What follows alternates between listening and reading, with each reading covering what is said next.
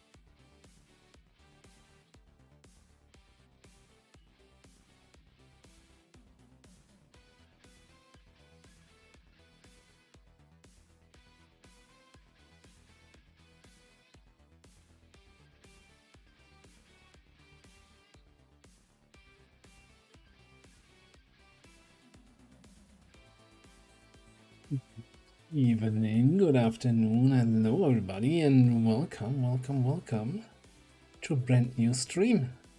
And we've got someone here right in the Discord, I hope. Hello. Oh, certainly. Good afternoon, guys. And welcome back to our new co-op campaign, which is strange only having one of the screens, but this is how we're starting today. Do you want to talk about it, or shall I? Yeah, well, you interrupt me when I'm saying something wrong or incorrectly, or when you want to throw something in. So we're starting it off differently. So we're not passing along a save game today. We might go back to that going forward, but we wanted to do a little bit of a, educational campaign, teaching a little bit about the game. Campaign. Exactly. Over-explain everything. Well, maybe not everything, but you know. If you've wanted to learn how to move your character in an X environment, Ava is here to teach you how. The fascination with right click that this man has is great. It allows him to progress every campaign, and I think that's a good place to start. Too much? Yeah, I was just reading through the chat to our first question of the day. Blue having not enough alloys for laser lands. Do you have a trooper corpse that you can render for the alloys? I think that's like 4 hours, 6 hours, maybe 8. If you can throw that in, just delay it by half a day. I think. Yeah, I would still take a DFA sharpshooter. Yeah, I think our last co-op campaign died because we only brought a single sharpshooter to the HQ assault. I think that's still my main analysis. I think that was a big part of it, and a Reaper is not a sharpshooter, is another problem. kind of not. Also, just as a quick, well, first of all, welcome to everybody who's in the chat. Weird Guy, Blue, Mappy, Heron, Illogical. Also, thank you for the resub. Just as a quick FYI, I disabled some of the usual channel rewards, as in the voice lines that play, just because if we're over-explaining something and we might want to grab something as a clip for YouTube as a tutorial or something like that, I don't want to have an inspection day in the middle of that. Just for this stream. Don't worry, guys. I'll chime in occasionally. Today's an inspection day. See, who needs the original when we have basically a perfect voice actor for that? Yeah. Cool. So, I guess we're going to start the game, right? Well, I think we should also, let's start. So when you load up Long War of the Chosen, you are given this menu. And when you click on Long War, LWotC, you're actually presented several options. Oh boy. So, you might not be aware of that. When I was starting my new campaign on Monday, and also when I started my YouTube campaign, when I looked in the advanced options, the lower half of the advanced options was missing. That's something... Oh, yeah, the music is still running in the background. Actually, a lot of people I saw on the Discord and also on Reddit and in Steam are having that same problem. So I obviously spent some time today, clear out configs, unsubscribe from all the mods, resubscribe to the mods, and as you can see, it didn't change it. So I'm missing half the options here. I don't know how I'm gonna be able to fix that, but probably have to nuke the whole installation, which I really don't want to do. So yeah. It's strange because it removed all the ones that got added in 24. Yeah. This is when we got Baby Chosen, Disabled Chosen. Yeah, because I had those in the past, right? I'm sure I had these. But yeah, ever since I started the new YouTube Mochum campaign is the first time I noticed they were gone. So I don't know how I broke that, but if we want to talk about the second wave options, maybe we follow up with that later. Okay, I think we will, because yeah, there's quite a few that do different things. The ones you have here are going to be your standard second wave options that you would also have in War of the Chosen. If you're looking for a core Long War of the Chosen experience, selecting which hero you would like seems a perfectly acceptable thing to do instead of randomizing it. Grim Horizon is going to keep all the dark events that you get on the map forever and makes your game insanely difficult. I think those are the only ones that really need any descriptor. I would doubling the length of the avatar project just gives you more breathing room. Turn timer, double the length for mission timers. While this is a bit of a makes the game a little bit easier, it doesn't work how you think. The RNF timers still show up when they're supposed to. So just because you have 40 turns on a mission doesn't mean you now have 40 turns on a mission, if that makes sense. For those not familiar with the term, because we're going to be using it all the time, RNF means reinforcements. So most of the missions you're doing in Long War of the Chosen have reinforcements that drop in that kind of encourage you to get out of the mission at some point. And so that's kind of the reinforcement timer is the bigger timer than the actual mission timer, in a way. It's the real timer. Yes, thank you for that. Definitely, this is one of those things where the shorthand we use for different it just is so natural gameplay to use mechanics. that. Come out. One thing I do want to touch upon before we even get started is the 4 different difficulties.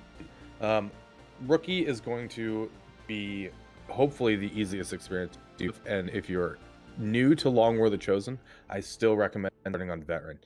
Rookie just has so many benefits to XCOM and hindrances to Advent that it's if you're looking to play this as a story game, you're probably better off spending your time playing XCOM 2 because that's what Rookie creates. And it's not that I'm saying like don't enjoy the game. I just think like if you want to play Long War, experience it at least on Veteran. Commander is tactically more difficult than Veteran, and then Legendary is a more difficult Geoscape, but about the same tactically as Legendary. Does that make sense? I think that's yeah. So like the general advice I've always heard people say is always like look at what difficulty level you play the base game and go at least one level lighter for you if you're first time Long War of the Chosen player.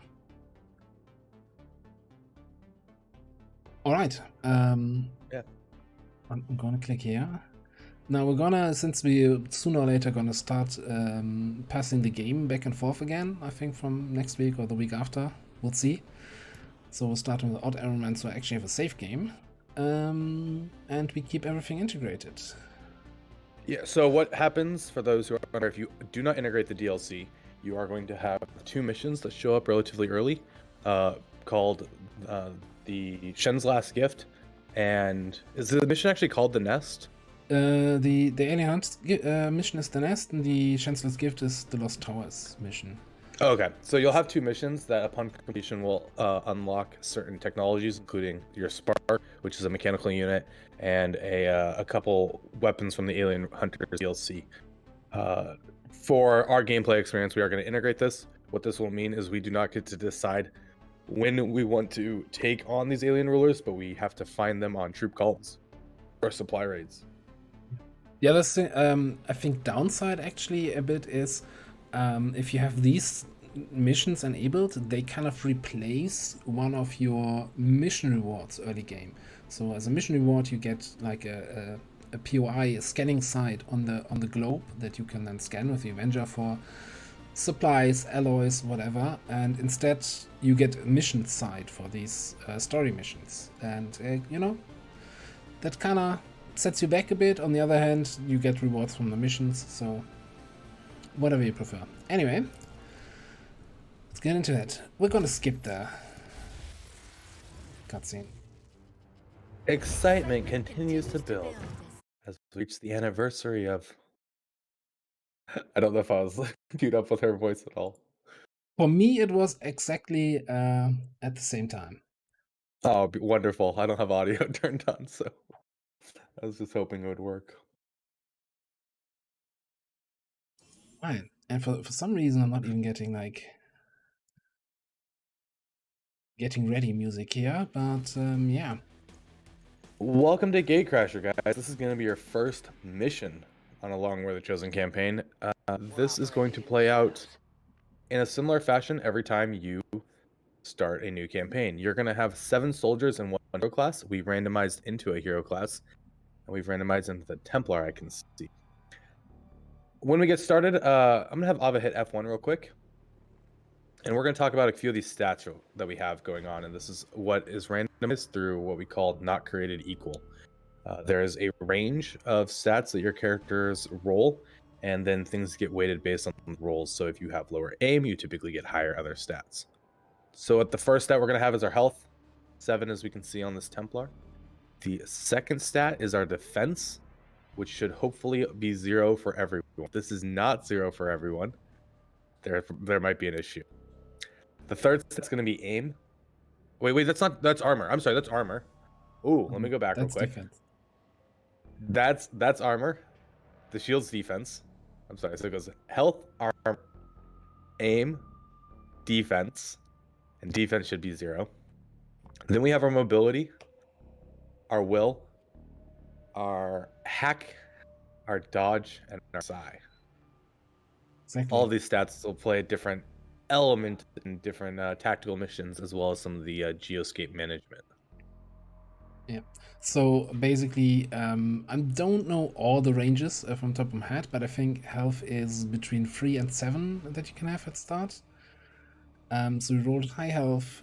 Aim is between 55 and 75. So we rolled a 55 here. Fantastic. Mobility is between 13 and 17? 18. 18. I think it's 18. Okay. But it's very rare to see an 18 mobility Yeah. booster off the start. Willpower, I have no idea. Hacking is between 1 and 20, so that's kind of middle of the road. Super important for a Templar. And dodge, I want to say... I believe dodge is 0 and 20. Oh, no, it could be negative. You can have negative dodge, I think, yeah. And then there's psi, which also translates then to combat intelligence for not psionic classes. So we have very low combat intelligence, I would say, or low. So interesting stats for our starting Templar. Very wild. The dodge will help keep him alive. His aim will keep him being a Templar of, missing grazing. And his will keep him running missions. His aim will keep the enemy alive, so his dodge matters more. Let's put it that way. That's a good way to look at it. Alright, and we have here, so all your rookies start Gatecrasher with an assault rifle, with their standard Kevlar armor, and an HE and a flashbang grenade. That's your standard equipment. So we have here a rookie with high health, slightly below average aim. There's the negative dodge we were talking about. 15 will, that is probably the low end of what you can get. I think it's between 15 and 40 for squad. 17 mobility person here. First above average aim. One thing that we can also talk about here at the screen that you're looking at. So this is called not another F1. This is a very important screen learning about the game, either your soldiers or the enemies. If you look down at the weapon, we're going to see a couple numbers here. The first number by the sword is the 3 to 5. This is the weapon range damage. So when you hit, you're going to do between this amount of damage on your weapon, and that's rolled. The number next to the little big exploding star this is your crit value. If you crit, you get additional +2 damage. What this can mean, though, is if you do crit and you rolled a 3, you only do 5 damage. It's actually called yet another F1. I'm sorry, yet another F1. Thank you for correcting me. Which is a weird name, because I think it's the only F1 mod. I'm not sure why he called it yet another F1. I'm not aware of any other F1 mods, but whatever. Alright. Overall, really bad stats for our starting roster. So I think we're gonna, kick off the mission. So, first mission, Gatecrasher. There will be 10 enemies on the map, separated in 3 groups, and we're gonna try to find at least one of those groups and engage them from a favorable position. And while I move around, maybe you can talk a little bit about the groups. Yeah, so we're going to have 3 groups on the map. 2 of them are completely static. The first one is going to be an officer, drone, sentry, trooper. The second one is going to be a gunner, sentry, trooper, engineer. And the third one is going to have a sectoid and a variable follower. This follower can be any of the troopers mentioned, but not an officer. It can also be a drone. And if you find him with a nausea, just restart. Because it means your force level screwed up. When we're looking for these pods, like depending on your starting location, this mission can play out quite differently. But the main thing to always consider is keeping your stealth to begin with. Having stealth, especially on Gatecrasher, and finding that first pod to get that favorable position Ava was mentioning, is quite important, as you do not want to take damage on this mission, ideally, as that will translate into wound timers back on the Avenger. We did catch a glimpse of the first pod, the drone pod. So this is the officer, trooper, and sentry drone pod. Actually amazed that you know all the enemies in the pods. I could have just, for me it's just one is the officer pod, the other is the gunner pod. Understood. Moving out. Like the rest of the units, I could not have told you what is exactly in there. I've spent a lot of time on this mission. It is the best mission in the game. Everything after this mission starts introducing more randomness and or tools to deal with things. But here, all you have is your rifle, your HE grenade, and your flashbang, and a Templar who can take a hit or two. Oh, there's 2 troopers in that pod. It's not a sentry. That's right. See, I already made a mistake. Misinformation here again. I see viewers already abandoning us here. On the bright side, a sentry also gives the same corpse as a trooper. In a way, they're all troopers, right?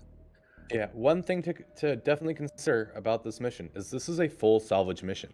Full salvage missions are going to be quite rare in the Long War and Chosen environment, and what that means is that you get to take all these corpses back with you for researching, selling, rendering, or using in different projects. Why do I have loot icons? That should not be enabled. Oh, because I'm using that other mod. Is that a mod setting, by the way? It's in any setting. If you're using Rusty Dios's version, yeah. It's easy to do it outside because he sets it up for his. You also have the will being shown instead of the dodge, which is another any setting. So we'll have to restart the game for that because he changed it for his own CI use. Oh yeah. So here no. Okay, so normally I don't have that but I'm not using that mod normally. It's because of we have an agreed mod setup for the co-op campaign, which, you convinced me to use your mods, and now we have this, and now I feel like a dirty cheater knowing who has the loot. Anyway, so we have a first interesting decision because we have the 2 foreman groups discovered. Do I want to engage this one first or this one first? This is a little bit nasty because officer and drone. This is nasty because the gunner can one-shot pretty much anyone here. But this engagement is closer to the zone wall of the map here, so I probably prefer taking this first.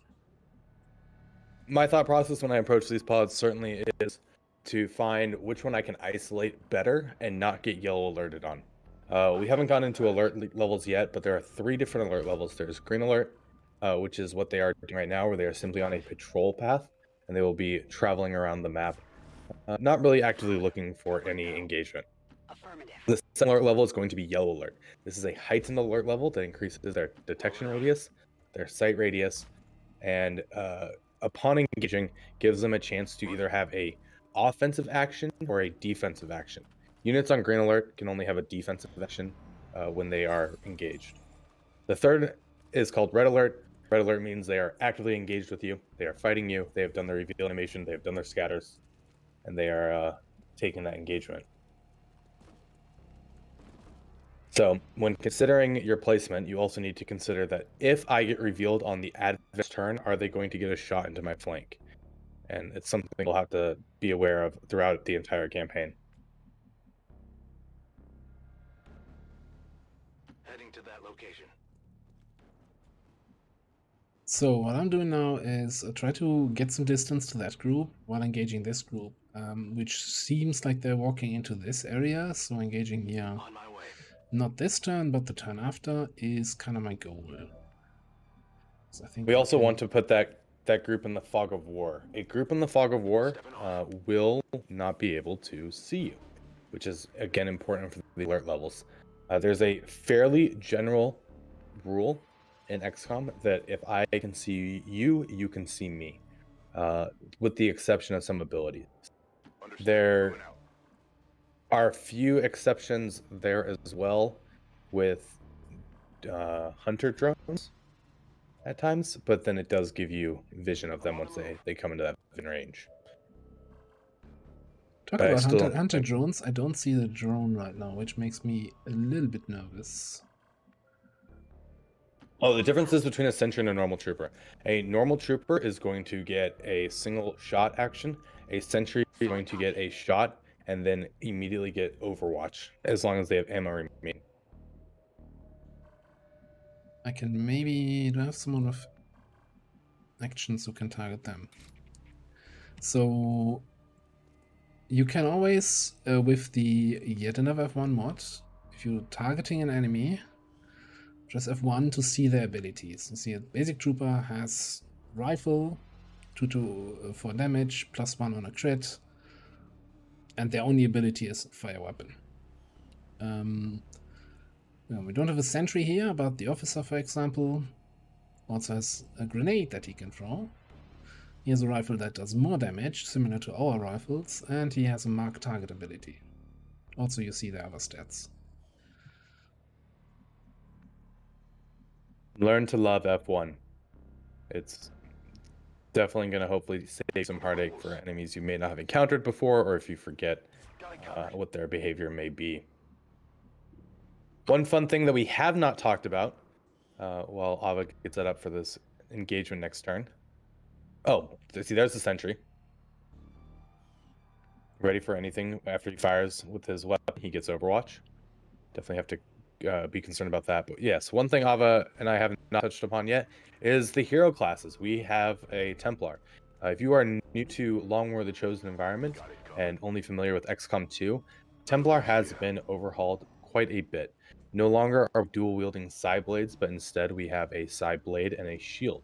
The shield is going to give us a unique ability known as One for All, which when used is going to give you additional ablative while reducing your defense. What this translates to in game is the reduced defense increases Advent's chance to hit the target. So you're effectively using them to bait shots, and you are given additional ablative in hopes to mitigate that incoming damage. So we're coming up here on our first engagement. So there are basically, when you do your first ambush, there are 3 ways pretty much how you can ambush an enemy. So first thing is on your own turn, you basically throw a grenade at them or use any AoE ability, get as much damage as possible, then hope to clean them up. You can also just, take a shot at an enemy to activate them and then see how they move and react to that. And the third is letting them reveal you on their turn while you have your whole squad on Overwatch, and you then basically get your full turn of actions afterwards to react to that. At the start of the game, advantage. Yeah, at the start of the game, I think the first, the third one, the letting the enemy reveal you, is kind of the most advantageous. The other advantage of forcing a reveal by letting them walk in and see you is your initial Overwatch volley does not get the Overwatch aim penalty if you're coming out of stealth. And so you gain your full hit chance against these enemies, which hopefully increases the chance that you get all these kills to begin with as well. In order to do that, you don't see the drone though. The fourth option is running into an enemy you hadn't full vision of, and they spotting you, and then you have no advantage whatsoever. I wasn't quick enough to say something. I noticed that you were looking at moving, and I was like, there's a drone behind a box.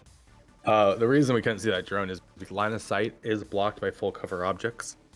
And while a pod is on green alert, they are not peeking, which is a mechanic where If you are up against a object, you are actually using 3 different sight lines. You are looking to the left, straight ahead, and to the right. And depending on the positioning of units from there can determine like what type of damage defenses the enemy may be taking. Right. So, not an ideal start, but I mean, we're just here to explain. We're not here to actually show good gameplay, huh? We'll save that for next week. Yeah. So,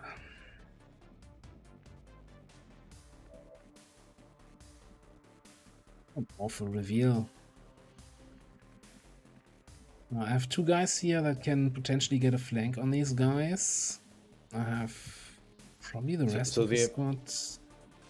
The importance of getting a flank on an enemy is it removes its defense. Definitely think we should touch upon this right now. If we were to look at, take Tristan for example, and target the Advent Trooper, I think you can see him.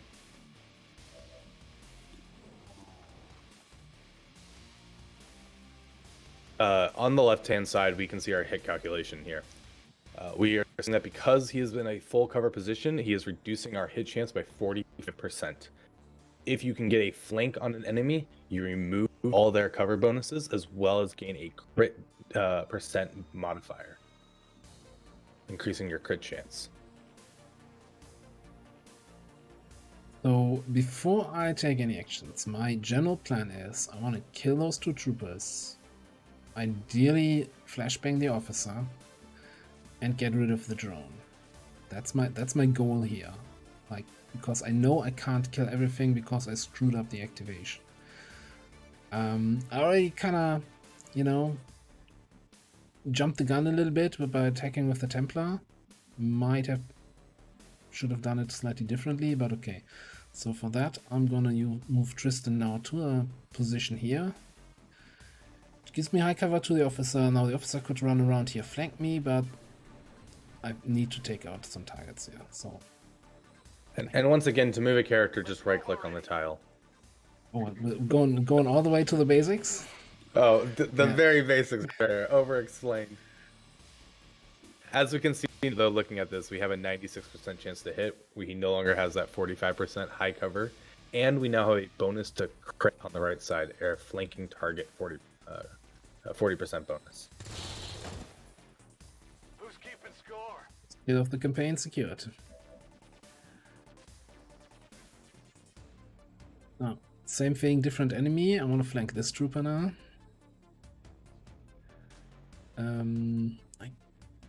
No, let's do it for me. 99%. It's dead. It has to be dead. So the drone brings a bit of an interesting problem here, as it's an armored enemy. You see the yellow pips here. If I have won this, you see here it has 2 points of armor. Armor reduces your damage by, well, the amount of pips it has. So if I hit with my assault rifle for free, 2 armor gets removed, so I do 1 point of damage. So it can take me several shots to actually get a kill here. In addition, drones have the first enemy you encounter that have defensive value. So this drone has 10 defense, which means every shot is going to have its hit chance reduced by 10 due to the defense, which makes early game drones really annoying. Now yeah, sorry. Using a grenade, you can shred one of those points of armor, and so when you do see armored units, it is important to consider. Can I grenade this to make it easier to kill, or is it more effective just to take 2 good shots? And I think at that point, it's maybe important to go back to the alert levels of enemies, yellow alert, and so on. So we know that there's another group of Advent back here. If I'm only shooting, they might not hear the sound of combat and stay on green alert. If I start throwing grenades here, they might hear the grenade explosions and go on yellow alert. So now I'm kind of in that situation where ideally I want to solve that drone problem without using grenades, but I also don't want to risk injuries just for the sake of not using grenades.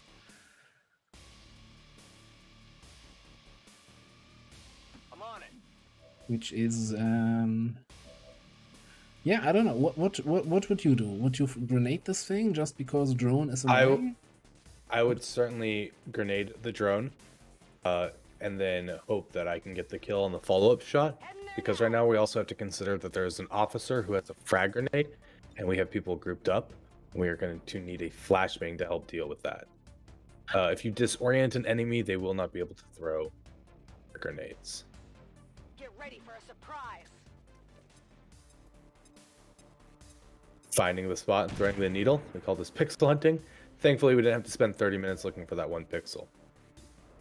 But now we can see that the drone only 3 HP and 1 armor, so he's going to reduce incoming damage by 1. Our min damage roll is 3. Our average damage roll is going to be 4. A graze hit means that we're going to do graze damage. I guess this is the perfect time to explain what just happened there. If you look at the bottom below the fire weapon, you have some additional information. Each shot that you take is actually 3 different values, and we have what's called a graze band.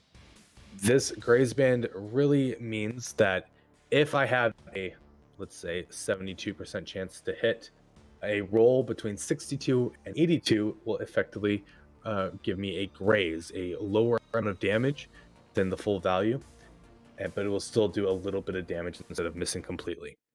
When you shoot an enemy, you first roll your graze chance, and depending on what happens there, gets followed up by the next 2 things, which is it rolls crit if you have crit chance, which will upgrade the graze to a hit or a hit to a crit. And the final thing is going to be dodge. If the enemy has dodge, they get a chance to downgrade that roll from a crit to a hit to a graze, or a graze to a miss. Now this drone here has no dodge, so he won't get that roll. All he would get is the hit graze roll here as well, because we have no crit chance. So since there was just a question about the sound range, so there is in the LWotC wiki, there is a table with the sound ranges of different attacks. So you can, for example, see that rifles have like 20 tiles of range where the sound travels, and then frag grenades 24 tiles. Where's my flashbang? Flashbang grenades is only 9 tiles. So fairly low sound range for that. Which, you know, maybe it's just a flash and not a bang grenade, because, you know, you'd think bang makes a lot of sound. Yeah, anyway, let me take this next shot here. Hostile terminated. The full 5 value there. Very nice. The other thing that happens in Long War of the Chosen is we also have a min damage roll. If you hit a target that is armored and your roll does not do enough damage to get through the armor, you will still get to do 1 point of damage to them. I'm trusting you here. Nothing worse than hitting 3 on a 4 armored opponent and then not getting any value out of that.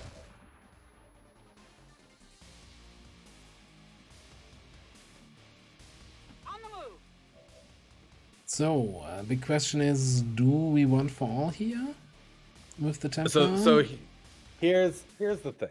This officer has his hit chance reduced down to 55, and 1 for all is giving us, I believe, 4 ablative. The officer also has a base damage of 3 to 5 with a crit modifier of 2. So the most damage you can do on a successful hit and getting a crit roll against our dodge is 7. 1 for all here should fully control the officer, preventing him from actually doing any damage if he targets our Templar, other than ablative. Well, I did not expect this outcome.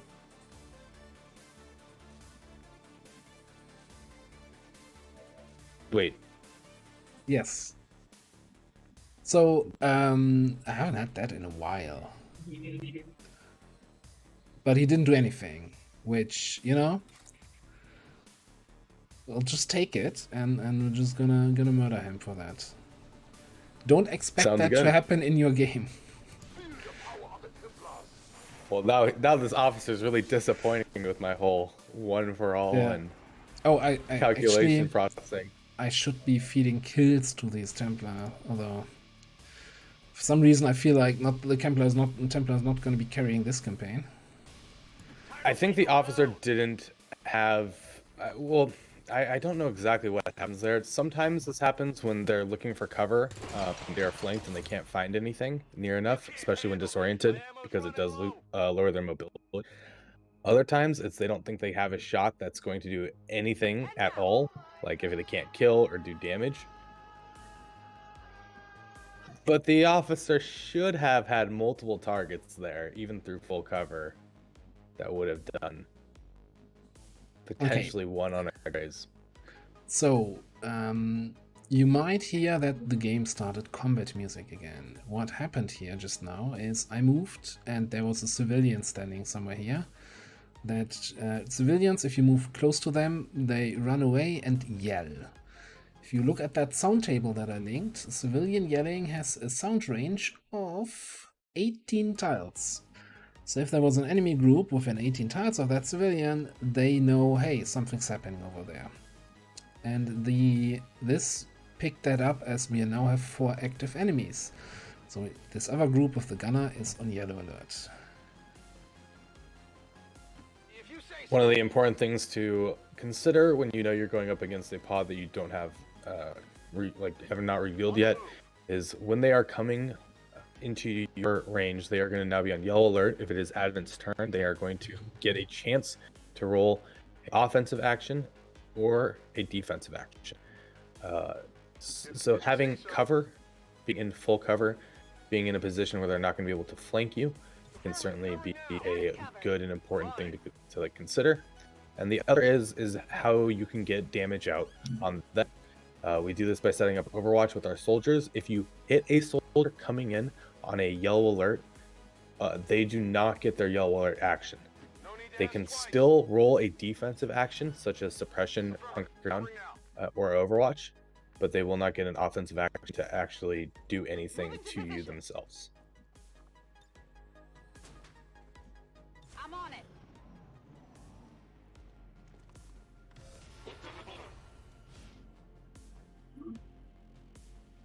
So, if you have the tutorials enabled, which I have here, you also get some info about some new enemies when you encounter them. So this is kind of, the enemies are, the troopers are kind of color-coded, that you kind of, on one view, know exactly what they do. So we have the Grenadier in red, or rather the Engineer it is here, Rocketeers in orange, we shouldn't have one here. Gunners in green, sentries in blue. And then regular troopers in black. enemy is still up. Not much of a hit. Hit here, so he does not get to take an action. The other 3 might take yellow alert actions, but didn't. Also, they took dumb positions. Holy crap. One thing to also consider when you're taking Overwatch shots is you do have an aim malice to all those shots. And then there's also the cover that a unit is coming from is what contributes to the defense modifier. So if a unit is running from full cover into the open where you take the Overwatch shot, it's the tile before that full cover that's going to give them some defensive benefit. Same can go for Advent, and we can use, or for XCOM, and we can use this to our advantage in order to reduce the chance of hits to bait Overwatches early without the tools such as lightning reflexes. So, target prioritization. We have the very hurt trooper here, and we have the gunner, sentry, and engineer all in a position that I can flank. So their cover is all towards the left. So if I can get from the right side, so for example over here I have a flank on the engineer and sentry. If I can get these guys through the window behind the bar, I have easy shots at that gunner. The question is, how many people can I get in there for flanks? Because that's 6 HP on the gunner, 6 HP on the engineer, 5 on the sentry. That's all tough. I also moved my Templar up to see who I can volt. Now, I only have these 2 targets, and nobody's close enough since that damn volt nerf to actually jump to the next target here. So I think probably the volt on the gunner is the... Well, I would get a guaranteed kill here. I think the gunner is the bigger threat, and we need to make sure he dies this turn. But let's see. Certainly. When you volt a target, you do gain an aim bonus now against that target from all additional shots for 2 turns. Might be 1 turn. We'll have to F1 that to see. And I believe that's a +10 aim. Those stacking aim modifiers are very strong and very powerful to help guarantee kills, especially against their HP or higher defense targets. Wasn't it nerfed to 5 aim? Oh, is it 5 aim now? Doesn't say it here. We'll see that Okay. in a minute. So for now, I'm just gonna I'm not gonna take any shots. I'm just gonna see who can reach positions for now. I'm trusting you here. Especially to see what my guys from the back can actually do. So I can probably move you here, open the door, and get shots on these guys. Let me just see if. What's over there? Because with 6 HP, I might also be throwing a grenade or 2. Yeah, okay. We've got good shots on everybody. So the only one, I would probably move both of you in there. Orders confirmed. On the move.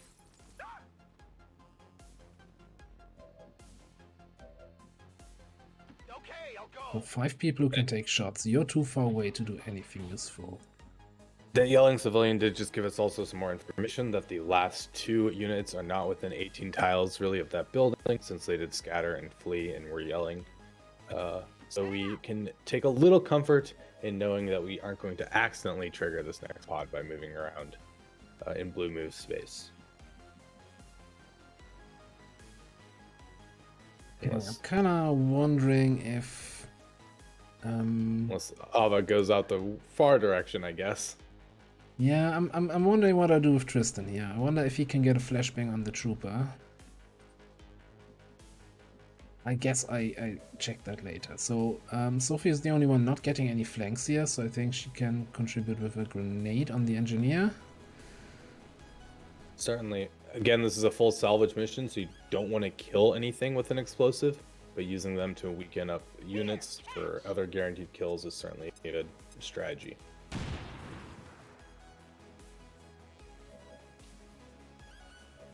Alright, you only have 1 target here, so let's take that shot first. Oh, I definitely got that one. Could use some ammo over here. You have this sentry. That's it. Could use some ammo Alright, over here. that means you don't actually have a target. Well, not a flanked target anymore. We do have a frag grenade you could throw on the gunner and then potentially save the volt for the Whisper to guarantee that kill while using the other That's a 2 good flank idea. shots to get the gunner down.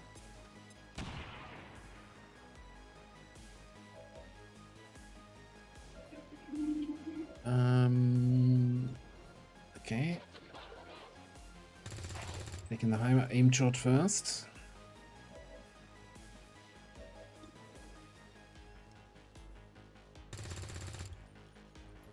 Now, if I didn't have the volt ready here, I would have probably said, screw the corpse, the gunner can do too much damage, throw a grenade, make sure he's dead. Like, sometimes you gotta accept Be wary of my mark. accept losses, basically. Financial losses to avoid troop losses. Unless you think, oh, if I lose some mana, I'm gonna restart Gatecrasher anyway.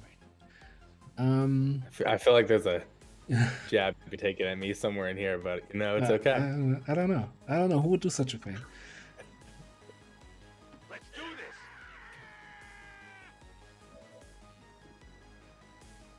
So it's the last surviving trooper with 2 HP. So he's damaged and he's alone. That usually, often that means they run away towards the last pot.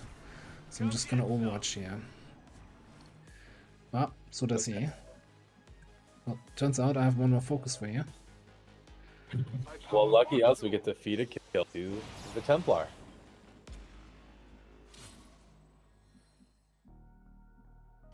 Now that we've killed 2 things with the Templar, we only need 3 more kills to guarantee his promotion. But sadly, there's only 2 things left on the map that give experience. Moving to position.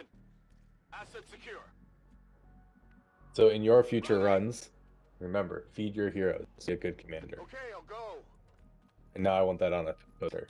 Ready to go. Beat your heroes. Feed your First- heroes. I'm ready. Co-op stream merch. It is good to see you again. Well, I think we need Alex Alexander then at that point as well. On Overwatch. Come get some. It should be like a resistance poster. Locked and loaded. Alex Alexander there, and then the title Feed Your Heroes. Come get some. Overwatch. So right now, Ava is just keeping people somewhat in a safe position as we don't know where the last pod is, reloading our guns so we have ammunition, going into the last fight, and picking up what loot he can. Picking up the loot on Gatecrasher is relatively important, as it's one of the only ways you're going to get a little bit of boost to your early supplies before we visit the black market. It, you know, could have something juicy like an Olympic core or a data pad. Stepping off.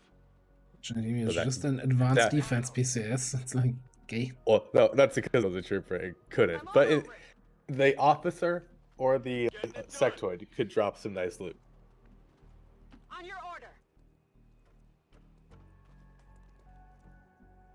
One thing we haven't really touched upon is high ground advantage. And we'll see if we get to explore that mechanic on this mission with the final group. Covered.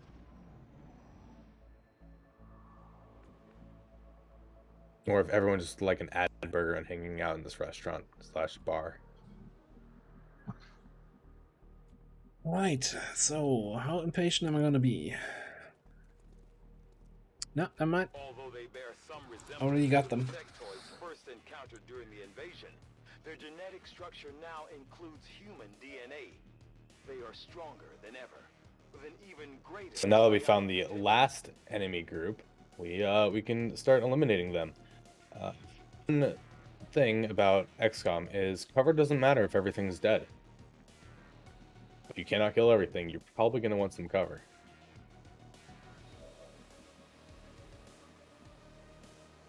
I'm trusting you here.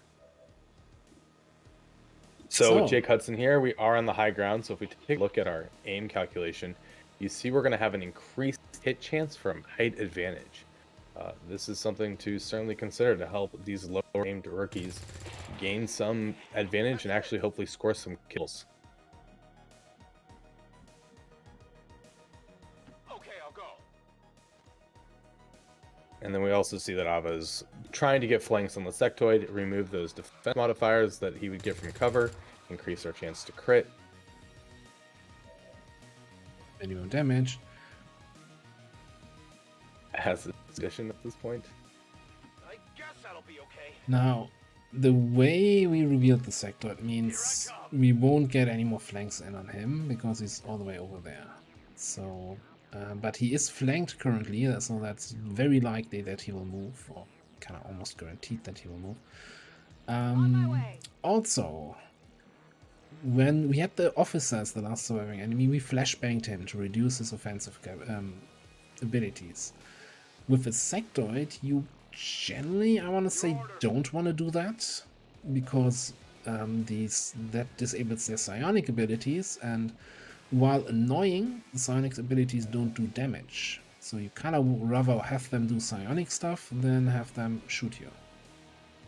A disoriented sectoid is also very scary, as while they only do 3 to 4 base damage, they have, I think, an innate 40% chance to crit.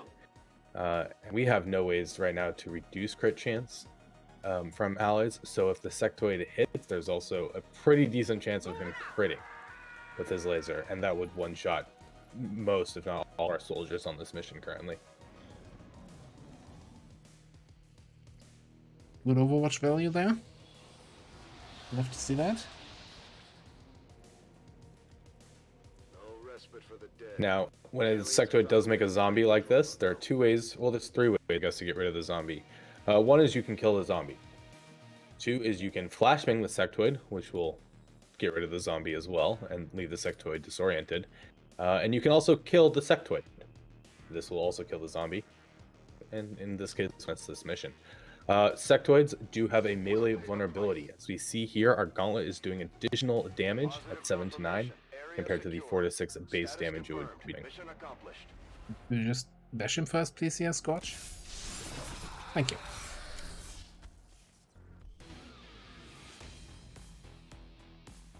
our 55 aim template is going to be a lot of A fun. wild ride, yes. But well done, flawless Gatecrasher. 55 minutes long. This is typical. They can't have negative defense anymore. I don't believe any defense rolls from anything other than PCS now. Yeah, so in Longwar 2, you could have between, I think, -10 and +10 defense. In Longwar of the Chosen removed defense from the randomization at start. Everybody starts with 0. Do we have Commander's Choice from the... Oh, no, we didn't Okay. have...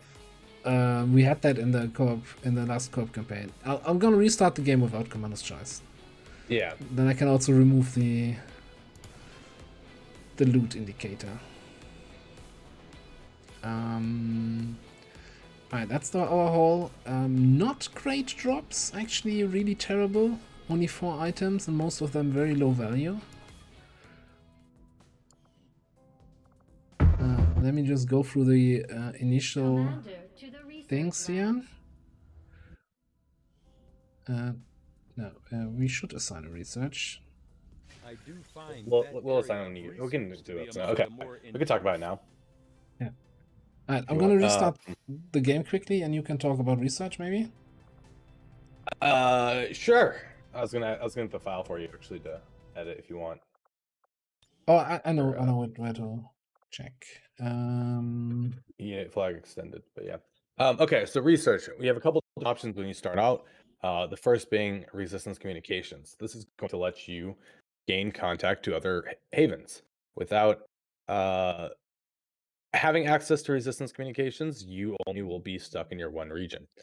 This is typically the first thing anyone and everyone is going to research to begin with. The second is, oh, now I have to think what we had there. We had alien alloys. Yeah, hybrid materials, I think, right? Hybrid materials, which is going to start unlocking your technologies. You have a modular weapons as well, which is going to give you access to slots on your weapons to slot in modifiers, things like hair triggers, suppressors, stocks, scopes, laser sights, auto loaders, expanded magazines, and I think that's it. There is also an option there to do basic engineering and basic research. Basic engineering effectively decreases the engineering requirement on items such as mag weapons, which need 3 engineers in your roster to be able to be crafted, down by 1.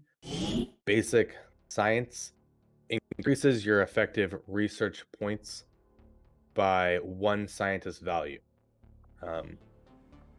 If you need, let's say, 100 to research one thing, and you have 1 scientist adding 5 points per cycle or per day, you would instead get 5-point value from that as well, from that second basic research.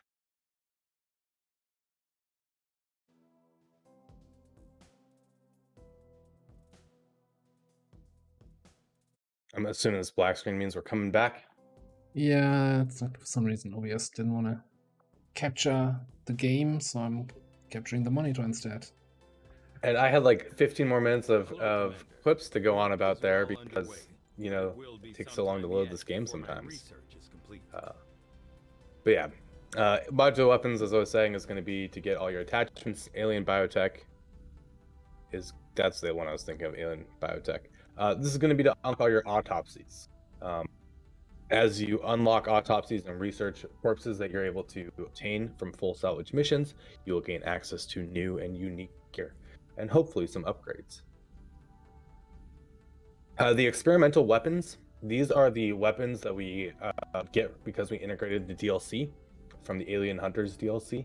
And as you can see, that research time is very long.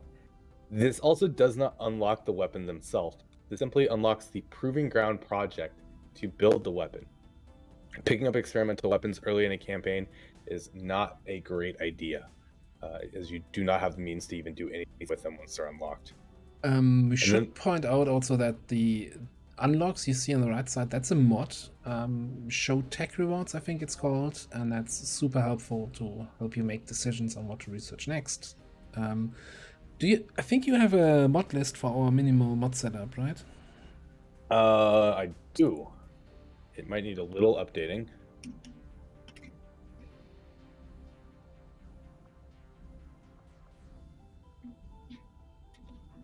And I will make sure this is fully up to date tonight, but that should work if you are looking for just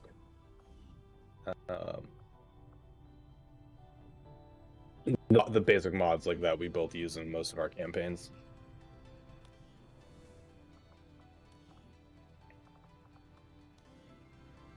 And now the fun part, soldier selection, and the whole theory on this. Ava, take it away.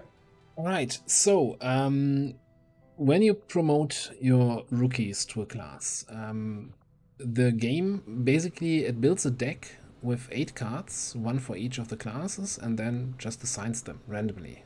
When the deck is empty, it just takes all 8 cards again, shuffles them, and the next 8 classes get assigned randomly.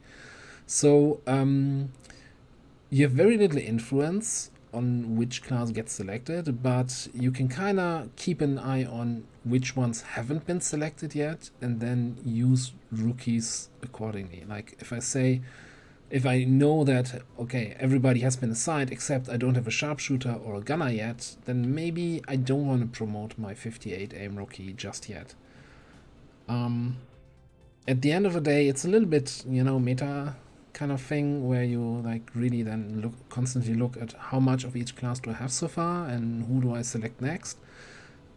It's also boiling down to a lot of luck because we could also get our sharpshooter with the very first soldier. So where do we start? Normally, my personal approach is to use rookies first where I basically don't care what class they get, like middle of the road stats, like Sophie here. I do this as well. I think it's like you want the 62 to 64 aims, the 14 mobility, the 4 health people to start with.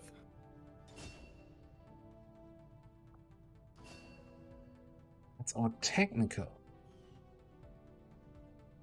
Long War the Chosen has 8 classes, similar to Long War 2, as well as the 3 hero classes. So if you're coming just from XCOM 2, where you had 4 classes, these have been split up, specialized, and there are trees now for all of them. A 13 mobility technical. At least good health, kind of tanky. That's cyclic? That was cyclic, yeah. Is this ever a rocket shooty technical, just in theory? I don't know, 60, like the aim wasn't really amazing. Man, I don't even know. Like, we've got the 62 aim rookie, but that one also has 17 mobility. Is that where we're going next, Tristan? Come on, buddy. Let's take the 60s here. Also, I do have a bunch of people redeemed the Put Me In Coach reward, so we're going to rename a few rookies in a second here. Let's take the 60, 15 mobility. That's going to be Ranger. 7 health as well, starting off. This is quite a solid character, I would say. The -2 dodge really does not do a whole lot of negative. Like, our Rangers probably aren't going to be getting shit very much. Rangers are a pretty consistent damage source, whether it be from their rifle or a very high damage source with their double barrel shotgun built around that. And we'll certainly go into more detail about why we build in certain ways and why Ever Vigilant gets value. Let me actually hang on. I've got this. I'm just gonna go into the rewards queue here, and as we promote people, the first ones who redeemed, and gonna rename a few characters here. So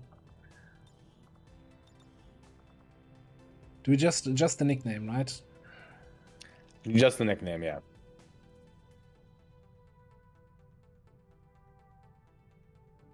Oh, we're not bringing back Slugshot Bloomage this season? Why am I? So I'm always playing in almost complete darkness, so I'm always kind of blindly hitting my keyboard. That's why it almost often looks like I can't type properly.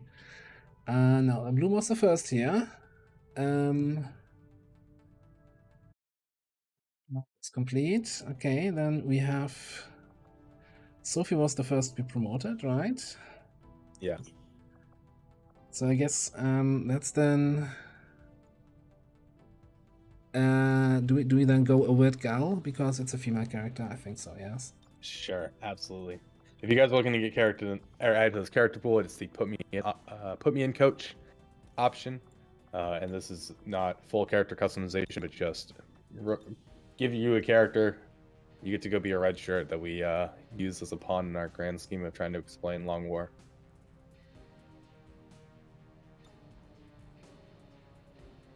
Because I definitely will get some of you guys build, and it's going to be glorious. Let's see how long you yourself survive. Yeah. All right. Next on the ladder. Let's take the other 60. Oh, they both have 17 mobility. Let's Tristan Mercier. It's French, right? Sharpshooter. 17 mobility sharpshooter.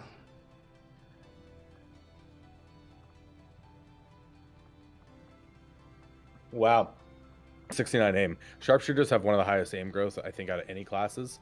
And so having even just 69 aim to start is not terrible. Certainly may always want more, but yeah. The 7 mobility though, are you considering the Hollow Officer? Is that it? Well, you don't want mobility for Hollow Officer. Like the one thing you need mobility for, but I don't know. It's not a thing. Snapshot? Oh. I don't know what this ability is, at least on this character. Yeah, I've heard yeah. talk of it, but I think we're here trying to explain, practical things about Long War, not fantasy. Jake Hudson, 17 mobility, 60 aim. Specialist. Okay.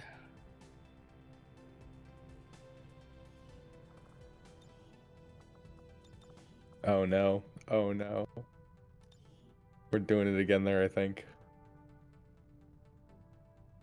Oh, you mean the Overwatch? Potentially. 60 to aim? Yeah, that's low, Ooh. but I saw Cyclic as well. Shotgun specialist. Hear me out. Shotgun specialist. Does Cyclic work with a shotgun? Oh, I have no idea. So now we're actually coming into a bit of a weird situation because of that bloody 58 aim rookie, right? I don't want that to be my gunner. Well, I think then we do need to look at promoting our higher aims and hoping it works out. I mean, that should be a gunner, right? She's pain in the name. Pain out the barrel. Well, no, she's bringing pain with the sword. Shinobi, wonderful. We'll get to, I think, a lot more of the class breakdowns. You can also check out DerAva's guides on YouTube for each class that are 99% up to date. Any of the changes that were made post those guides have been updated in the comments below. Yeah. So I think we're talking a little bit about the talent choices as we get them. Like we won't go through the whole talent trees then. All right. Stefan. It's gonna be assault. Dang. So this leaves us with a Grenadier and a Gunner that have not been added to the xcom deck. A 73 aim with 14 mobility assault is not a bad thing to have, especially if we want to take more advantage of his arc thrower. Oh, by the way, can I copy paste here? Of course not.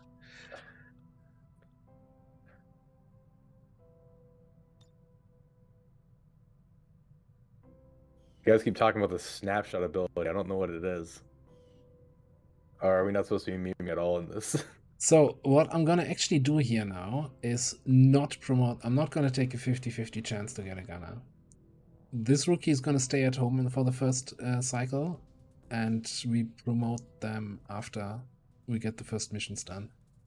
And the next wave of rookies comes back. If we get the Gunner on the next promotion, we can guarantee that this is a Grenadier. Yeah, which is exactly. an actual great stat line for a grenadier. 17 mobility, low aim. We're not going to be taking shots. We're going to be giving them an SG. This is going to let them get into position, take full advantage of those grenades. Yep. Thank you, corrections. Snapshot's the picture phone app. Name is too long. You're just a typing hate, not a typing hater. Alright, that's all. All redemptions marked as complete. No, as well, you've got to wait for the next wave of rookies. All right, so let's talk real quick about the Avenger. The Avenger here, you have several facilities and areas that you can interact with. To begin with, we have alien debris, which are blocking most of our ability to build anything. If we go into the build facility option, we're going to see that we have several builds to start building. You're going to need these buildings throughout your campaign, and they all do different things. I think we'll go more in depth on what they do as we start to build them.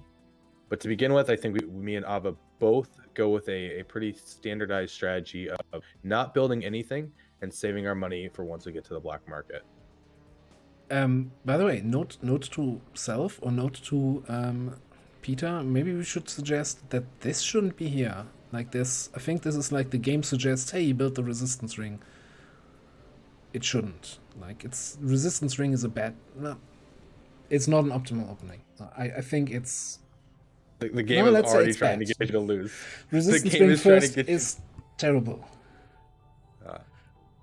But yeah, we have the bar we can show off. This is where our soldiers may want to go hang out, have a drink, get some of their world back if they can. We can also take a look at our memorial here. Thankfully, no one's dead yet. And then we have engineering, where we can also see our inventory. Oh, we're going to go Geoscape? We're going to go Geoscape, yeah. We should show off the inventory and build items, because I don't know if people necessarily know. Let me just click the tutorials away. Right, at the start of the longbow campaign, you can build exactly one item, which is the shaped charge. Have you ever built one, Illogical? I have never built a shaped charge. Neither have I. I always remember it's like, hey, I should try that at some point. Maybe it's not terrible. And I've heard people that are using that with fairly good success. It's like, basically, it's a grenade with reduced throwing range, which doesn't actually do any damage to enemies, but it's guaranteed to destroy cover and walls. So we're gonna have some missions where we need to break people out of prison cells, and you can just throw that and destroy the wall instead, because regular grenades have fairly bad terrain destruction abilities. So if you want to destroy terrain, this is that.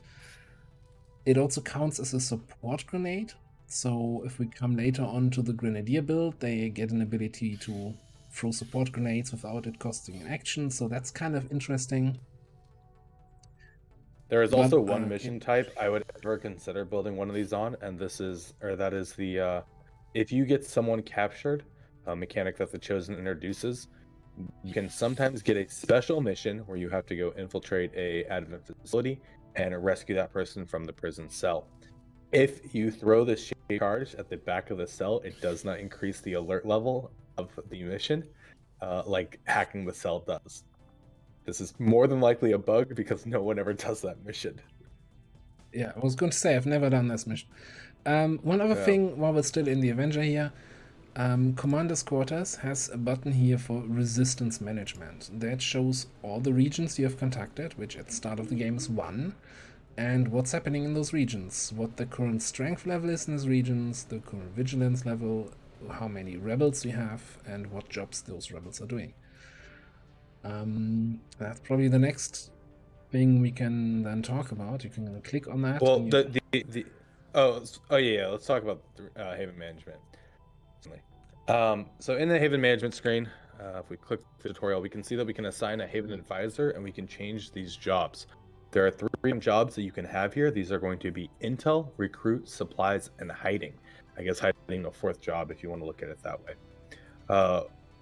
The Intel job is going to help you discover missions. Ideally, you want to leave everyone in a Haven on Intel to gain as much value out of that as possible to get the best timers possible. The Recruit job is going to add to a recruitment bucket where it's going to roll to help you find new resistance personnel, rookies that you can then pay for to add to the roster, and a very, very small chance of a scientist or engineer. Recruiting in an active haven where you're looking to run missions is not typically a good idea if you need missions. Supplies is going to be the third job, and this is typically reserved for when you have liberated a region. All of these jobs contribute independently to what we call retail buckets. As they work these jobs every day, Advent becomes more aware that we are doing certain activities. When these buckets are filled and other prerequisites are met, there is a chance to start triggering a special instant launch mission known as retaliation. For the interface quickly, so you can change individual rebel jobs with the arrow keys, or you can just press this button to change all the jobs. There's a cooldown, like when you change a job, the rebel doesn't do anything for 1 day. That's why I'm not kind of showing off the different jobs right now, because that would kind of shoot myself in the foot. Also, just a quick correction, the small chance of a scientist and engineer, that is only in liberated regions, so not on the regular job. Okay, good to know. Yeah. Also, the last screen though, I'll take a look at recruitment real quick. list, okay, Oh, it's empty yeah. on Legend, so actually getting recruits from the recruit job, if you're running it, is kind of a good thing, because getting new soldiers is kind of hard, but still the intel job is just better. Yeah. The last screen to check is the view inventory screen in engineering. Hello, Commander. That I definitely know people have been unaware of at times. This is where you can actually see everything you have. Moving forward, if you are wondering if you're going to have enough corpses to make items or go into certain researches, it can be important to check to see what corpses you have and the amounts you have of them. And so this is just one of those things I think people skip over quickly, and I wanted to touch upon.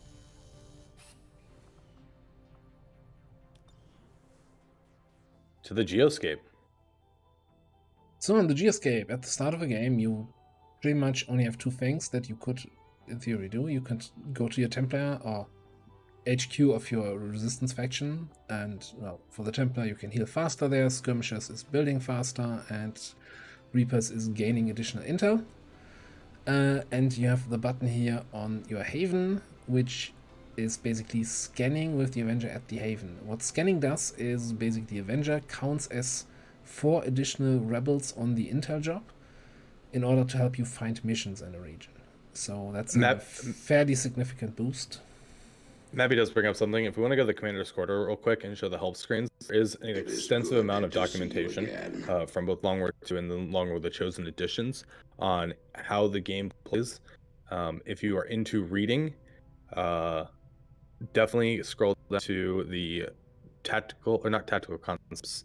Well, some of that with the classes, but there's a Long War 2 concepts for resistance and infiltration.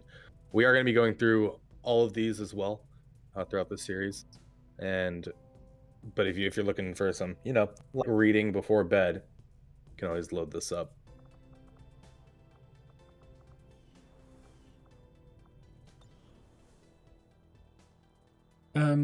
Yeah, other than that, your up top here, of course, your resources. Intel is only used to, well, it's used for several things, but it's not used for the black market as it is in vanilla XCOM 2.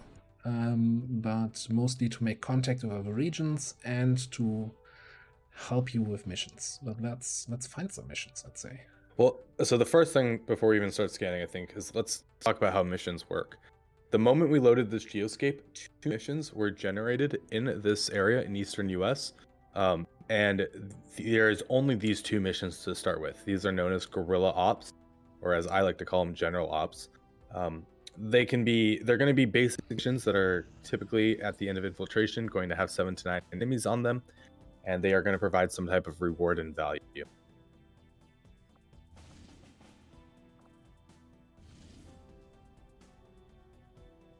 Now, whenever you find a mission, there's a lot of information on this very first screen for you to take in.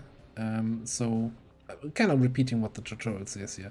First of all, on the left-hand side, you see what the mission is about, how many enemies you are expected to face, and what your reward is going to be. Then this little box has a lot of nifty information. First of all, how you get out of this mission. Evac with flare means you need to throw your own evac.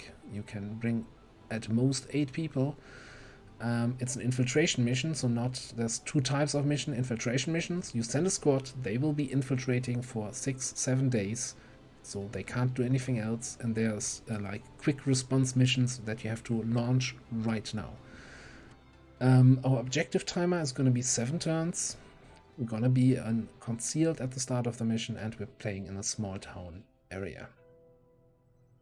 And the objective information over here gives us an idea of what type of mission we're looking at. There is going to be jailbreak type missions where you need to rescue people, be an extract VIP type mission, a smash grab type mission, a extract supplies mission, a hack objective mission. And this is a hack objective mission. Recover an item from an admin facility means we need to go to an objective, hack a location, and then extract out ourselves. Yeah. The baseline enemy activity assumes 100% filtration. So this can also be adjusted based on the next screen that we're going to be getting into with infiltration and squad size. And this can also change. Again, we're infiltrating that for 7 to probably around 7 days. If, for example, the strength of this region goes up, the number of enemies you face on a mission goes up. We haven't actually talked about strength and vigilance. We're going to talk about that after setting up the first squad, I think. Yeah, that's so. I'm just going to start off by clearing everything out. I think the most important thing to know about this screen right now is that you can scroll the bottom, because people didn't know that there's more than the 6 slots that you see right here. So you can either that's scroll with the mouse wheel or drag it and let them fly around. You think I'm kidding when people don't know that, but we have definitely gotten reports in the Discord of people unable to add 6 characters to their class or to their squad because they didn't know you could scroll. What are my criteria here for building a squad? It is a recover item, so we have to hack an objective. So I think that's always nice to get some extra rewards if you bring a specialist. So I'm going to grab our specialist for that. This is also a concealed start mission, and we do not know what our second mission type is. We only have 1 unit that can maintain stealth if it's a not concealed start mission currently, and that's our Shinobi. So ideally, we don't want to be bringing the Shinobi to this mission to start with. And since I think also I probably don't want to bring the sharpshooter because it might be we have to evac somewhere with flare. That means we need to go forward. Like if we get a smash and grab for a second one, I think the sharpshooter is much better there. And my Templar is currently in the Haven. I'm too lazy to get him out of there, so he is also gonna go on the second mission. Since we have concealment, we can potentially ambush something from concealment. I think I want to bring my technical. And we are looking to also promote rookies, so this is why we are considering splitting up the units that have leveled up already, and then going to be filling in with some rookies. We don't want to be bringing all of our leveled up units because then we make the other missions harder by just having rookies, and rookies are not great at killing things reliably. So having other classes that can help aid them to get their promotions is ideal. So what do you prefer for your first 2 missions? 4 and 2 or 3 and 3? As in rookies versus experienced people. If I can do the 3 and 3, I think that's the best way to go. I think it gets a little sketchier when you get those low timers that you're only bringing 5, and then I tend to go like 4-1, just because you don't have a whole lot of the action economy rookies can bring with their extra grenades. And so for a mission like this, where we have a 9-day timer, it's the first mission, I would certainly want to bring 3 promoted soldiers and 3 rookies. Now, we are considering how this XCOM deck is going to work as well. Whether it be this mission actually launches first or not, though, is a little bit down the line. One thing to consider is we're looking to bring relatively high aim soldiers. We know our last 2 classes are going to be our Grenadier, our Gunner, and we are hoping to randomize between that 50-50 of one of these characters into a Gunner. which is one of the strongest classes to deal consistent high damage, single target damage. So, equipment-wise, our technical, his main weapon is the gauntlet, which has a flamethrower and a rocket launcher. So I don't really care about his rifle damage. Also, her aim is not amazing. And the third thing, well, I'm gonna switch to an SMG here, which is a different weapon class. SMG reduces the detection radius of enemies. So you can get, while in concealment, closer to an enemy group without them detecting you, which really helps setting up that concealment ambush. On top of that, it also gives a mobility bonus. You see in the top right, with -3 from the assault rifle, on a -1 from the SMG. So I'm still on a decent-ish mobility level here. Something to even consider with this first mission, this low mobility, because she is going to need a speed PCS to get her onto even par on where you'd want a technical, is maybe dropping a grenade to get additional mobility. When you're loading out your soldiers, each item in your auxiliary slots down here is going to decrease your mobility. And so by dropping items, you can gain some of your stats back depending on what you think you need.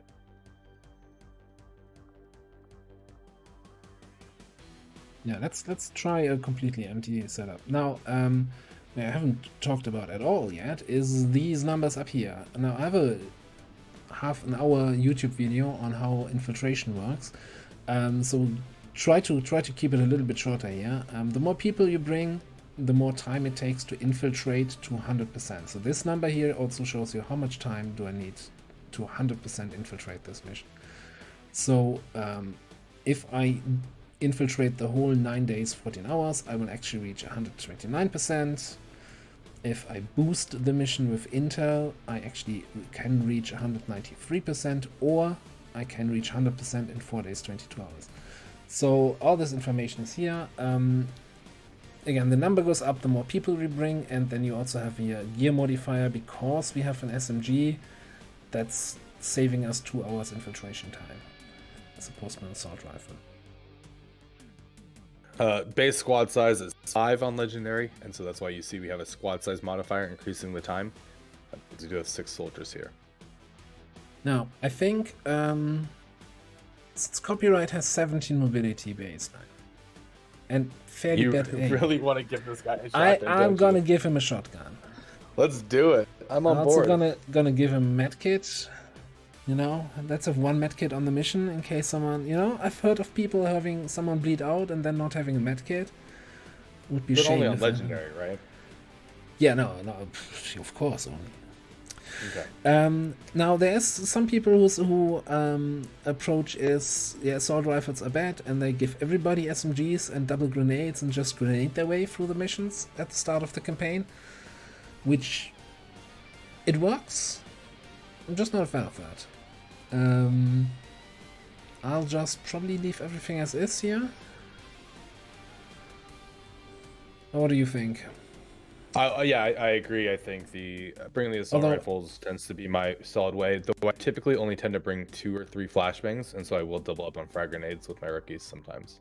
Yeah, that's a good point. Let's actually let's see that we bring a few more of those. And I'm actually, now that I've said it, here for Kerrigan, he has effective mobility 11, which I don't like. I want to have 12 at least. So either drop a grenade or turn this one into an SMG rookie.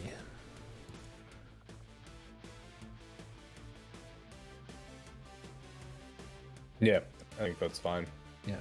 The reason we're not putting any more items on the technical right now is the technical has a base 13 mobility. Any items we have reduces his mobility, and we like them to be valuable, especially when we're going to be using them for hopefully a flame for ambush. But you know, I think I'll let's bring 1 extra medkit here. Alright. So they're gonna go aboard the Sky Ranger, fly over there, start infiltration, and now this will slowly tick up, and in 7 days this will reach 100%. Okay, so so yeah, one very thing quick. Yeah, you want to talk about Go this, or what were you going to? Yeah, I was going to talk about that, but if you want to talk about it, go ahead. I'll fill in. Okay, so each haven has these numbers here at the bottom: strength, then a V for vigilance, and F for force level. Starting at the back, force level is basically the tech level that Advent has, that the aliens have, and determines what kind of enemies you encounter, like what type, whether it's your basic troopers or it's sectopods at the late game. This goes up over time effectively automatically. You don't really have an influence. It's the same all over the globe. So don't worry about it, but keep an eye on it so you know when you have to expect snakes or mutants or andromedons or this kind of stuff. There is in the Discord, is there pinned the tech level chart? I'm not even sure. So, but there is probably in the wiki they have a tech level chart on which force level which enemies show up. Strength determines how many, how difficult the missions are. Basically, how many enemies you will face on a mission. The baseline activity. The current activity here, you know, the baseline was 7 to 9, now it's 25 to 27, because if we would launch it now while it's 1% infiltrated, we would have a bad time. Effectively, there's a plus strength modifier if you're under 100%. And then you have a chance with over-infiltrating of reducing that strength modifier on missions. So the strength is certainly the most important thing to be paying attention to in each haven. This also is the main prerequisite for a lot of the harder mission types maybe showing up later, or for when you get close to the liberation chain, what you need to be paying attention to get the most value out of your liberation. Strength also represents basically the amount of legions, amount of you know, armies Advent has on the planet. So there's a counter here. Global strength is 37. So we have 16 regions in the world. So 37 points of strength are distributed all over the world. 2 of those are currently here. This number will go up over the course of the campaign. Advent is constantly landing reinforcements from space onto the world map, and this will get higher, which also means the regions get higher. Now, how Advent distributes the strength is partially determined by the vigilance number. So vigilance is an indicator for how much you are pissing Advent off. So with each mission you complete, this goes up. So basically Advent kind of wants to move then troops from a low vigilance region to any high vigilance region neighboring that. As a rule of thumb, you can say they kind of like vigilance is what Advent strength wants to be. Like it kind of wants to catch up to that number. It's not exactly that way, but it's a close enough kind of thing. Let's find another mission. Yeah, great explanation. That's how I'd put it. Maybe don't find another mission. Oof. Oh, are we really gonna get one of these starts? Wow.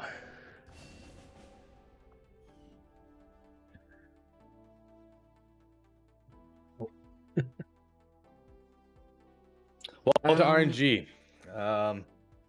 So finding this mission with a 3-day, 18-hour timer is very, very lucky. We have 2 things to consider here. One is that we could try and do this mission with less people and spend intel on it, or 2, we can let cycle out and get another mission in 3 days, 18 hours. Now, I'm going to make a suggestion that is just based on our own experience with this game. We need to do this mission.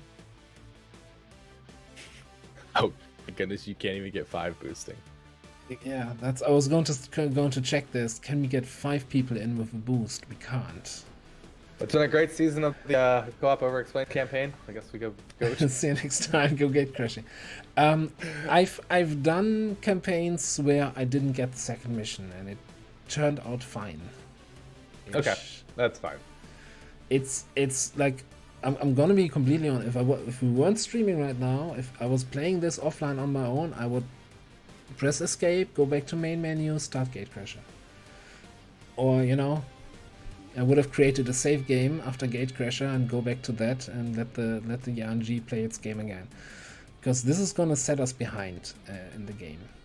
Like not getting that early engineer, setting us behind. We've lost a lot of time scanning here. Like if we would have found that mission 3 days ago, we could already have unlocked the black market by now. So yeah. I think we're just gonna... So we found both missions here. That's a perfect opportunity for us to switch the rebels back to the recruitment job.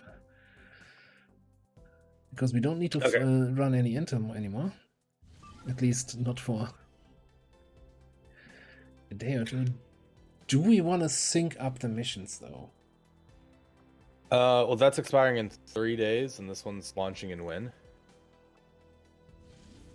2 days. That's pretty close to being synced up. I think we just want to get the black up though.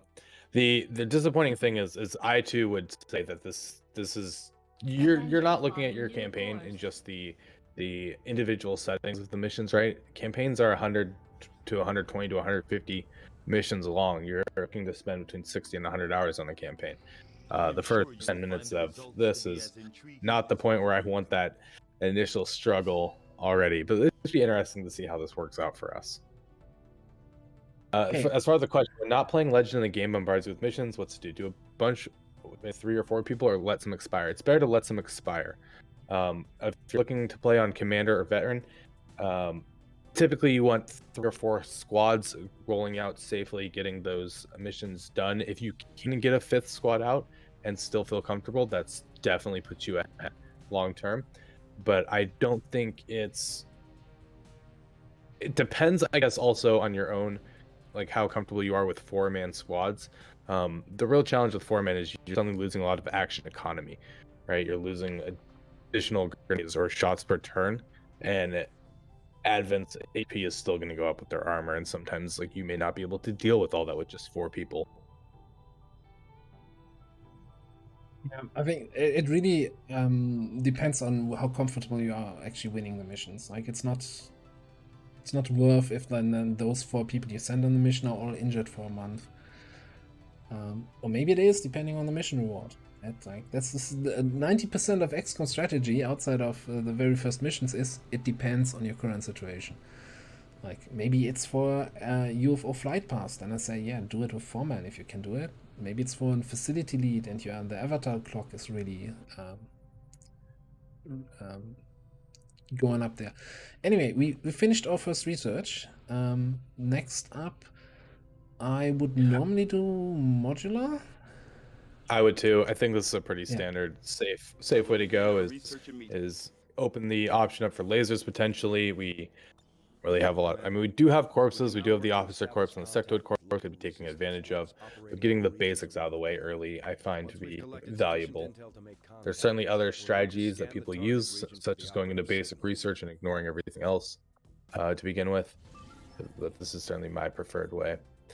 We did gain a bit of information here. Now that we've opened up connections, we know that we have a 3 connecting regions start. We are not connected to Eastern US from Eastern US, which is maybe okay.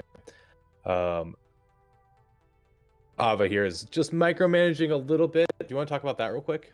So since we're about to launch this mission, as soon as we complete the mission, a new mission will spawn in this region.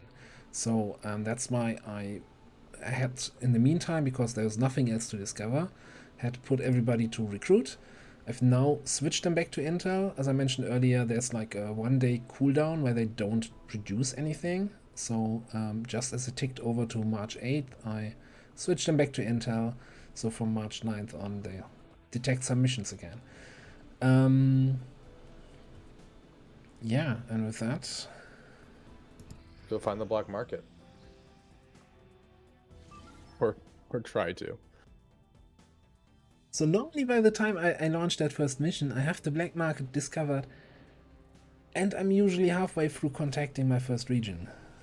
So sitting here trying to find that second mission with the Avenger so long, And then getting that bad timer really hurt us in multiple ways. So we are a little bit behind here. But you know what? At least we have a find a lead with Intel. Let's just kick it off here. Let's go to our first real mission. Wonderful.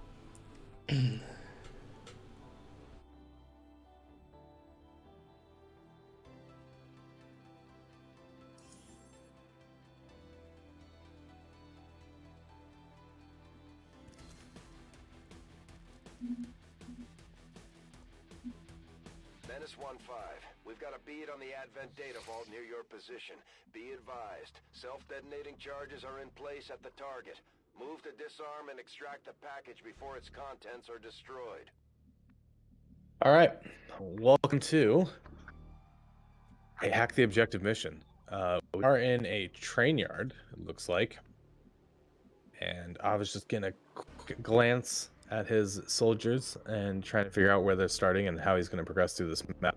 While the Fog of War is going to hide quite a bit of the details, as you start playing a lot, you tend to see the same parcels several times over, and so you can get a pretty decent understanding of map flow.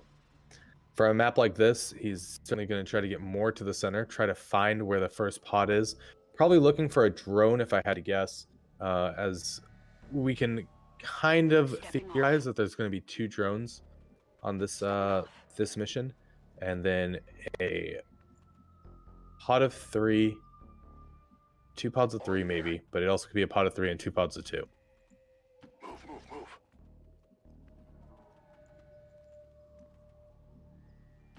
Move. I didn't mute my Discord, did I?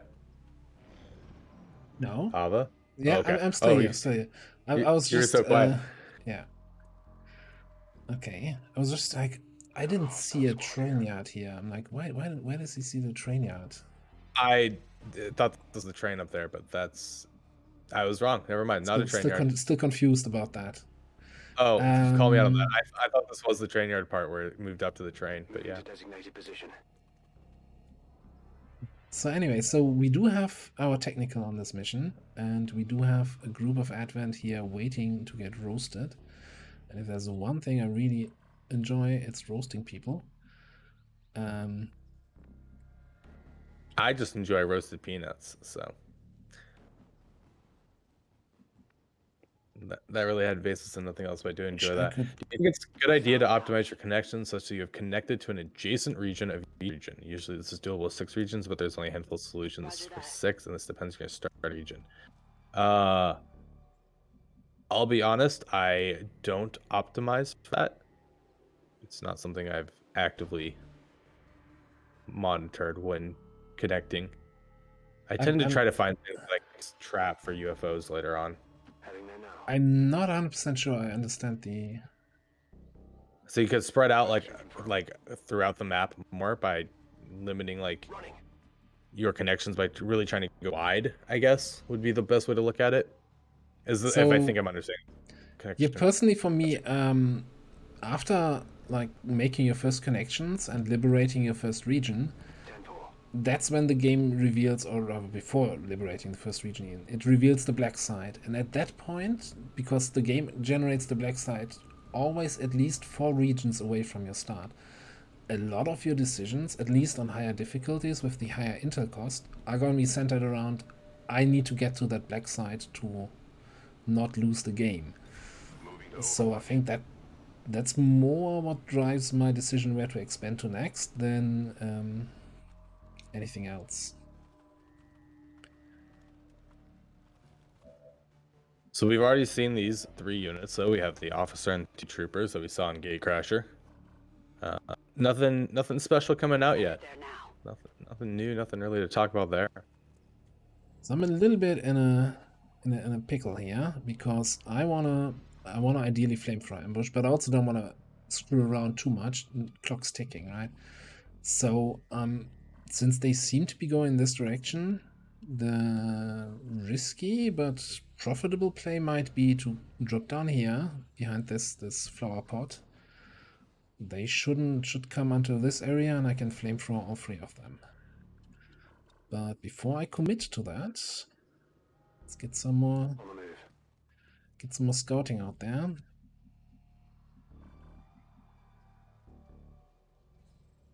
Get rid of that hack tower.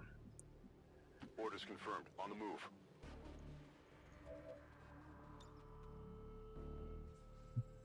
Not really. But so, unlike in base XCOM, where these towers always only have a hacking reward that affects the mission, you can have rewards that affect your your strategy level. Like here, the alloy cache, be really huge to get. Kind of tricky at 41%. Okay, I'll go. Especially when reinforcements is a failed action there. Well, Game? Did you not have vision of him? I guess not. I guess not. Game. On Also, the bright side, they moved dumb. Like, what is happening here? this is the second time today they've done this. Like, they both moved into a position where they're flanked. I mean, flanked by one rookie. Well, I think you can clean this up fairly easily. Save the rocket and flamethrower. We do have a flashbang as well to probably want to use on the troopers. The biggest threat here is going to be the officer. The officer is going to have the option to mark, which is going to increase the aim.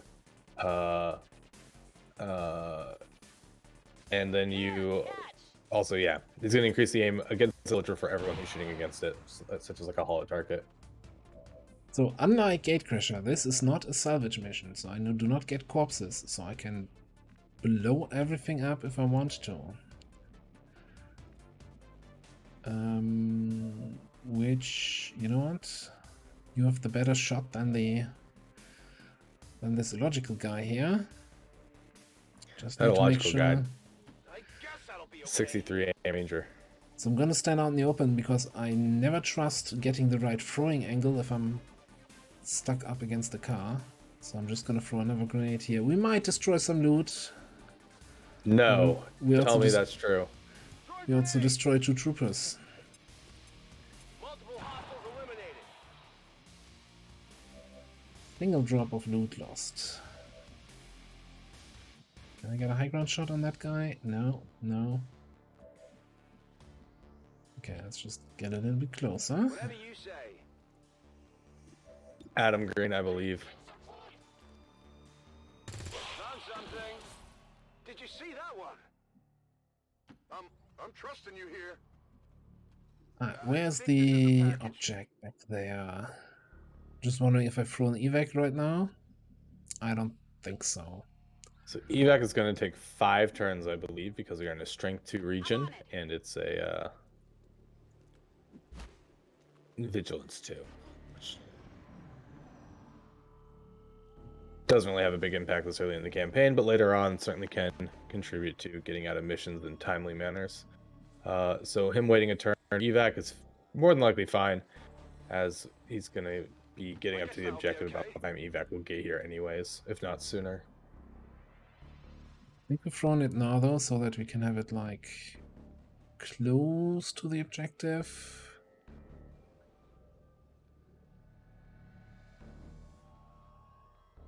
I really pixel hunt for an evac throw here. Okay. This is Firebrand. Evac request confirmed. Hold tight. I guess that'll be No. okay. Most of our squad is still back here, so we need to dash up a little bit.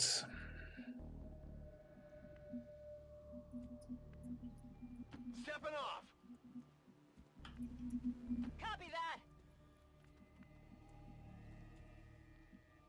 Move into position. You can both stay there, and I guess you come.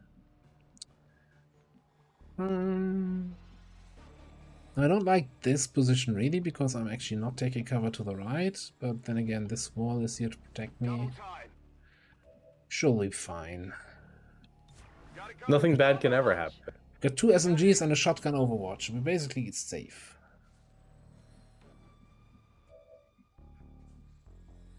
What's over there? Advent really does not want to hang out with us today, which is a damn shame, as, you know, I've heard they're fun at parties. Things to still keep in the back of your head as you're playing through your first missions are drones can stun you, and so you need to be careful about that. I think they're probably one of the harder threats early on, mostly because it shuts down your action economy and can contribute to not completing a mission potentially in time, especially disorient being something else to consider, as you cannot hack an objective while you're disoriented.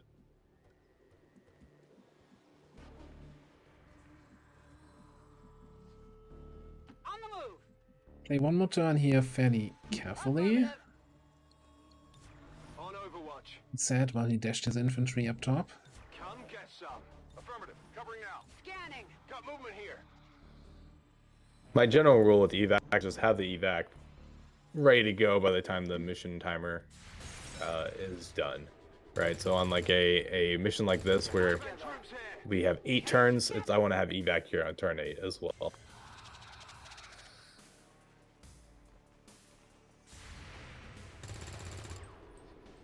I got a piece. Let's kill that Did guy. get some Overwatch value with the SMG. Unironically, the best weapon in the game. Love to see it. So the sector is in here. We've got those guys all the way in the back. Where do I actually have to be to hack the objective? Can I not hack it through this window? Yeah, from in here. Okay. Now, before they moved, I also got a noise indicator from the right. So whatever's left is probably somewhere there.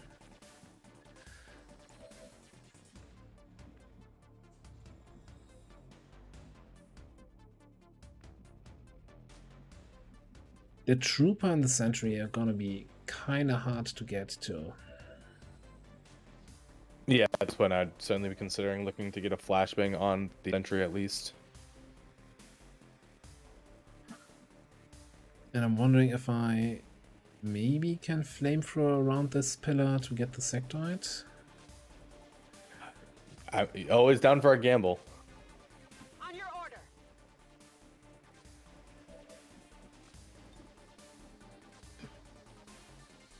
Not bad.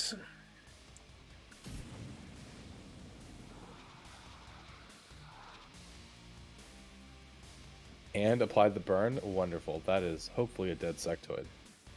Very soon.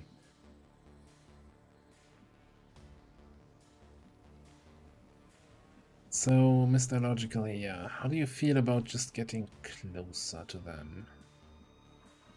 Hey, you're the commander here. I'm just here to give No, I'm bits on talking how to the things soldier, work. not to...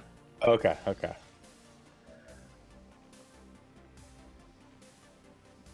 Do I have low will as well? Or does that character have low will as well? I think that's a yes on both. Gosh. I mean, I'm glad it's me out of anyone else, though. You know, like can't expect other soldiers to do things if I'm not willing to do them, and I'll put myself in that tough position.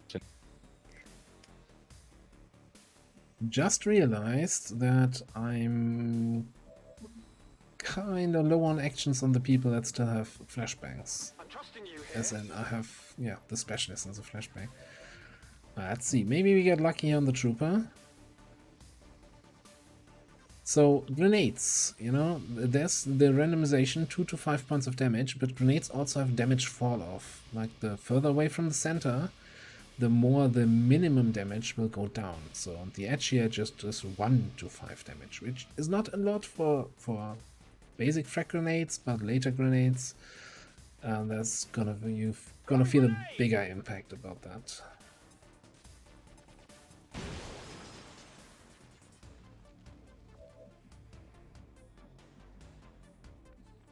Grenades, unlike in the normal XCOM 2 environment, also have a lot less terrain destruction value.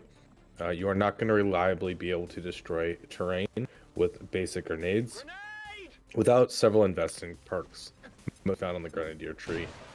That's why there is the shaped explosive if you are looking to destroy a bunch of terrain, cover, environmentals.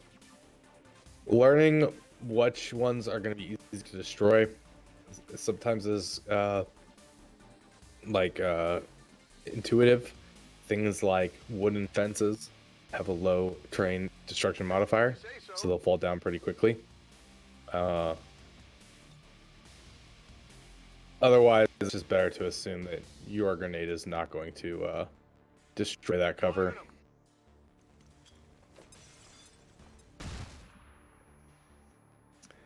I was trying to set up Alexandra here for something next turn. I'm just not sure I'm seeing what the best option would be. Now, we did hear some sound from this part, so I'm wondering even if dashing out there and setting up to get inside next turn might be an option. As long as there's no windows. I think that garage is a solid prop, right? Yeah. On the move. I'm just gonna do it. Because otherwise going through the center room is really annoying. Okay, he's gonna be dead next turn. Burning if an enemy's... Oh, Forces on the ground. oh, they were outside. Well, that might hurt if they take shots here on me.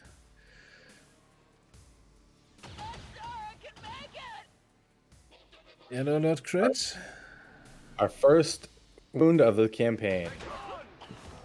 Our And the first of death. the campaign. I was afraid. Oh. We are here just to showcase yellow alert. We've been talking about alert levels, and there is a fine example of what you need to be wary of when positioning your soldiers, because they will get a chance to roll an offensive action. And Alexandra Petrova, sadly, was on the receiving end of those alerts. So thank you, Alexandra Petrova, for letting us use you as an example. Yeah. Do you feel like gambling here? I love gambling, you know this. We might need this. Check it before you get too close. Crit for 7.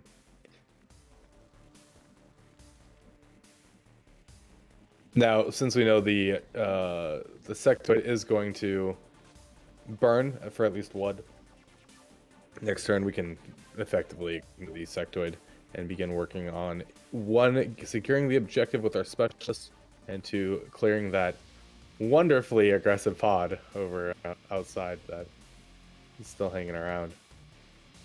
Already No, the sector is gonna die from the burn anyway, so I think we're just gonna move. Ooh, that might get me shot through the window. Or you just move here. Okay, Take the objective. I'll take a look.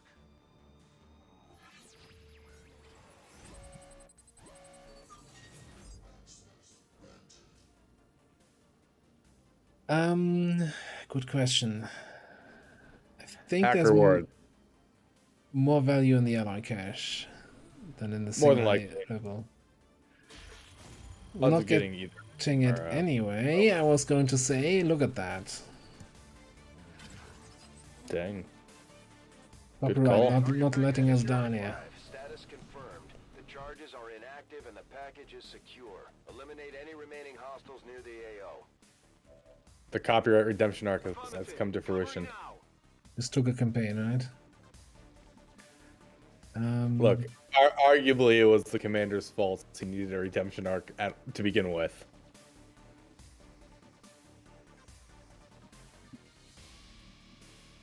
So, I don't want to set something up here for next turn.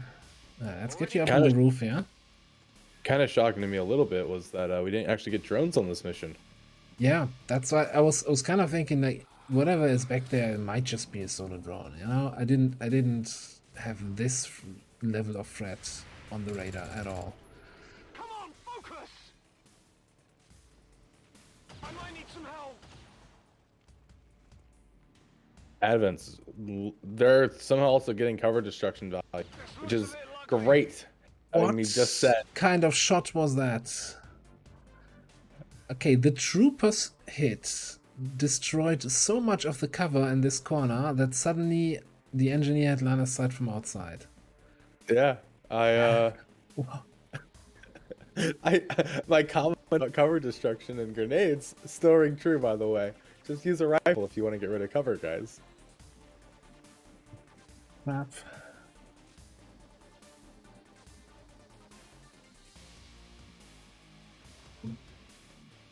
It's not here. Okay.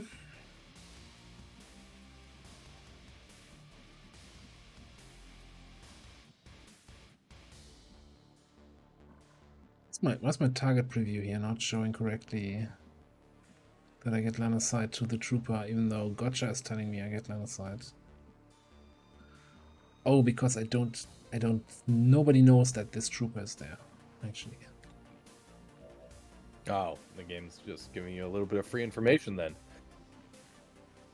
Thank you, game. Much appreciated. You've been way too kind to me. Well, this is awful. All around. This is a tricky one. I mean, I'd love to have getting some rocket value on the engineer with a truck and just blow him up, but getting in that position's probably the real challenge. Getting position for Adam Green here to have value. So Adam Green's value is gonna be running an Overwatch. So I'm gonna give him some rookies to use. Yeah, I'm gonna give him some extra defense with the Gremlin, and then he's gonna run along this wall here to trigger the Overwatch from this guy. And I think I want him to end up here. Seems doable. This should give him the half cover from the wall. I'm alright. I'm not sure if he actually got the half cover from the wall. But at least we triggered the Overwatch. Okay, cool. That means you...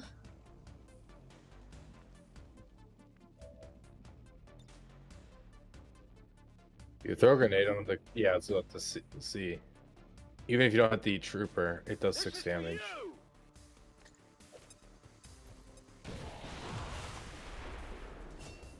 Hurt your eyes. My eyes are fine, Commander. Heading out. We destroy loot here. It happens. Toasty. We're just simulating, you know, a normal campaign of mine. Wow. It's Both gonna of get those guys destroyed had here. loot? Yeah. Both those guys had loot? Okay. Now you can go outside that door for that full cover flank. Alright, yeah. If you say so. I haven't even seen that flank. Thank you. Thank God that guy destroyed that wall so we could jump through it. I guess I could have run through the garage door. Unfortunately, that flank wasn't good enough. So now he's gonna move, and he's probably gonna move over here, jump through the window over here, and counter flank me, and might even kill me. Are we gonna lose 2 people in the same spot? That would be amazing. The only way I can potentially prevent that. Now imagine you had Ever Vigilant on that range right now, and you would get to bring them up into a flanking position and get value. So I either can try to overwatch from somewhere, or can try to flashbang that. If you flashbang him with the mobility to get in a flank, I think he's down to 6 mobility, which is 4 tiles, which would not be enough to get there.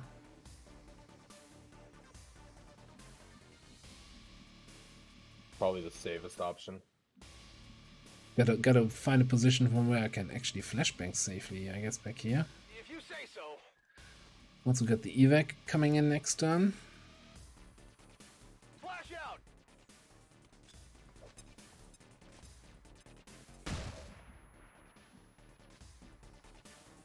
I guess that'll be okay. It's heavier than it looks. Advent reinforcements inbound. This is Firebrand. It's time to go. Alright.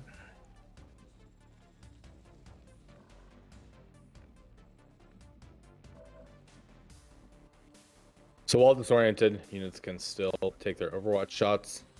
They just have reduced with it, and then they're going to have an Overwatch penalty. But it may not always be safe. This game has thrown too many curveballs at me this mission already. The other option is backing up. Just ignore the guy. Dash to evac.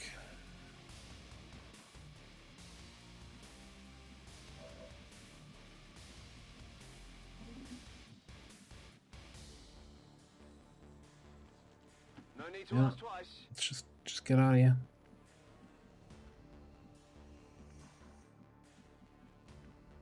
I'm going.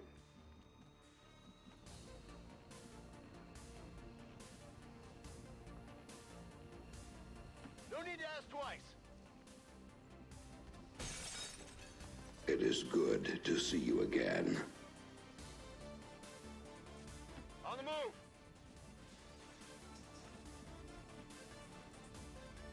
Stepping off. Moving to Overwatch. Not a great recovering start.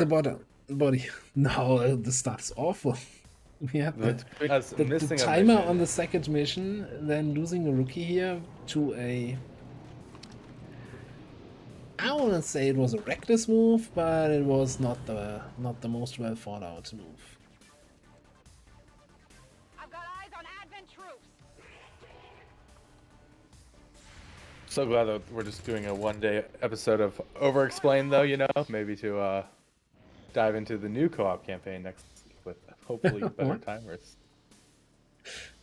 Just spitballing right now because Oh, great. this is- An injury. Game is really...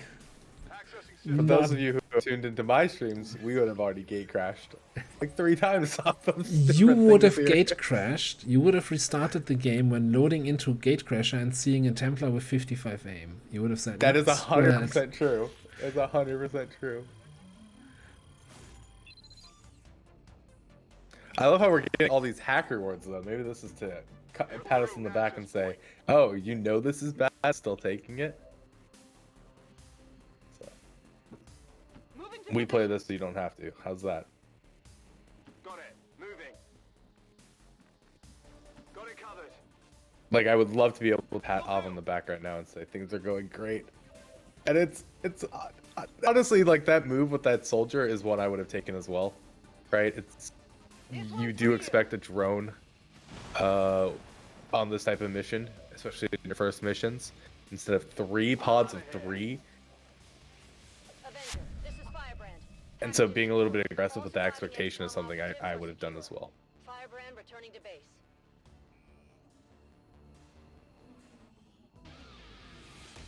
So, look at it this way, right? The important soldiers on this mission were the specialist, the ranger, and the technical, you know? And they And came the- back just fine. They're uninjured. We must never allow these. So what would you consider bad timer for the basic starting missions?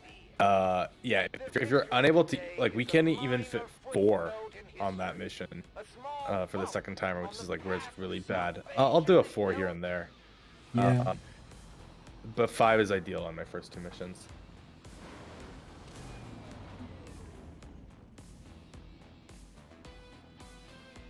Alright, let's go through promotions here.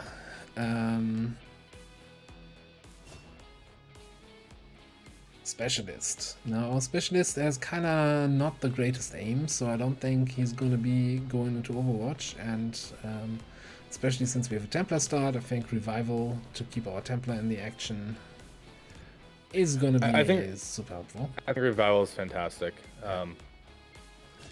Just a great ability to have. We'll probably, talking about like what you do with Revival though, is we probably still want to go into Trojan over Medical Protocol and still get some of that hack value throughout the campaign. Right, Trojan maybe failsafe even. Yeah, this is the kind of where I'm always like, I'm barely healing, so I'm getting little value out of Savior, but yeah, maybe failsafe. Yeah, we can certainly discuss as we go, but Yeah. but for me taking like interference and combat protocol, it's just things I just don't do anymore. Airdrop's fantastic though. I agree with airdrop. Yeah. Then we've got our, I mean, this is probably where we don't really have to discuss. Well, you were considering I going don't for think you can. rockets. No. I think you got to go the typical fire the hole panic build. Is kind of usually something like this. I want to say Yeah. this is kind of my standard technical build.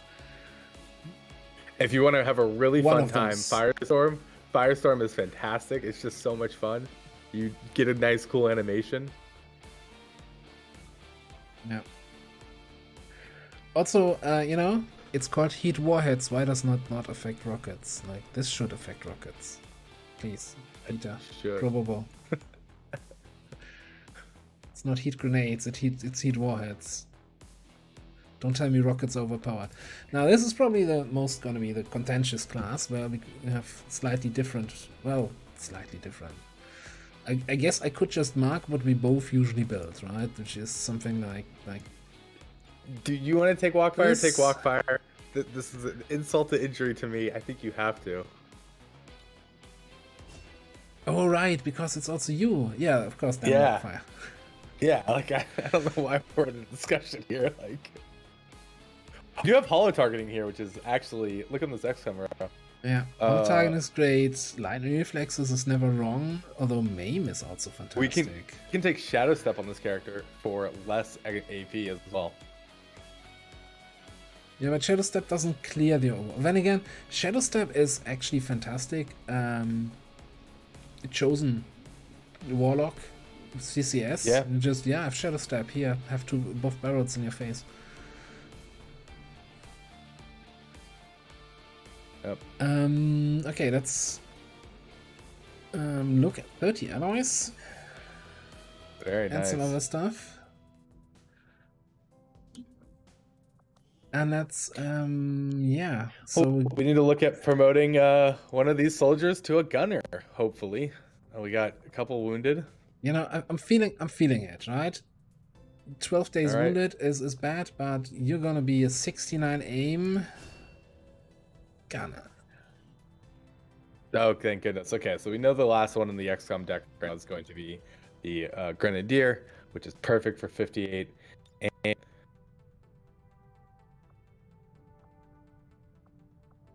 run and gun, I actually have found so much value on gunners recently. Is great. I mean, Blade Master, you know, the knife is a bit of a meme, but still, that's can actually do some damage. Although I'm not, you know, I'm just gonna remove that again. But I'm gonna just put the mark here on run and gun.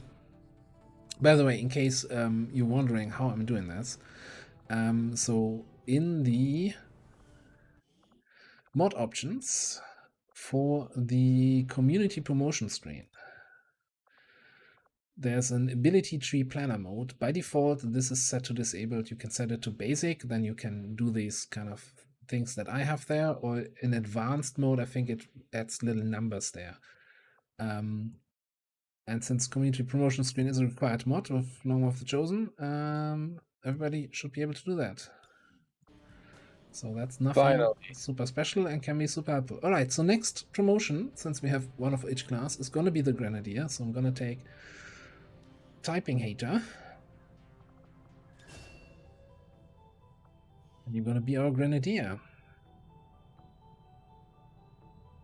I believe that gunner is a straight DS one. We're not really trying too many variants on builds. This is like meant to be a campaign of something that you would see normally on your first playthroughs of this. Not something when you're like if you want to find success, like probably we'll stick those. We'll stick with these standard things that work well consistently for everyone.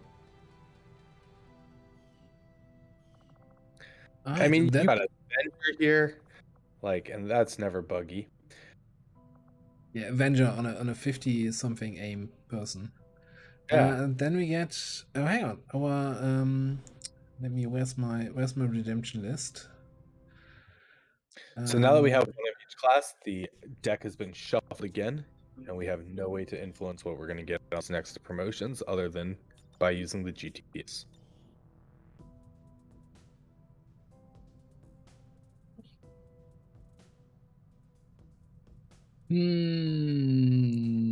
Amazing barrel. Do we need to get the name extender mod? Yeah, either we need to get the name extender mod, or I need to do something like you're just gonna be amazing. Alright, and then we've got Aiden Kerrigan is gonna get a random promotion to another Grenadier. With CDG. I aim with CDG, rapid fire, cyclic. Hollow cyclic as well. What makes CDG so interesting? So this is bonus 25, bonus hit and crit chance, and I think 1 point of damage. What is it? Yeah, 1 point of damage, 25 crit to disoriented, 50-52 against stunned and panicked. So if that is someone who can rapid deploy a flashbang grenade on a group of enemies with sting grenades later, and disorient and potentially stun them all, and then basically follow it up, man, he could follow up with cyclic fire if he didn't have that crap mobility. It doesn't cyclic require both AP. Yeah, but if you rapid deploy the flashbang, then you still have both AP. Yeah. Like, he can apply his own buff and then technically also his own holo targeting on top of that. But the mobility is gonna be the killer of that little wet dream here. Anyway. I'm gonna get some water real quick while you're naming this character. I'll be right back.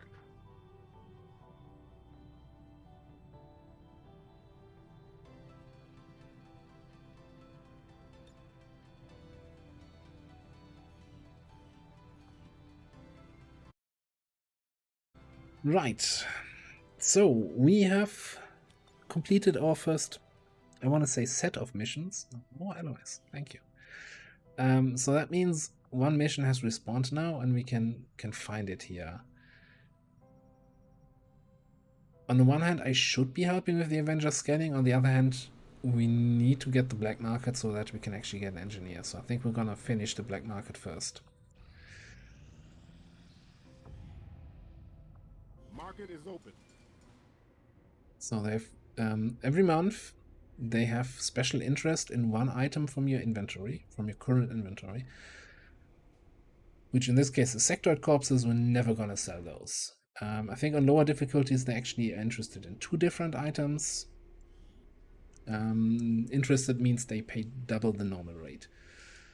We're gonna immediately go around and sell probably some of the crap we don't need.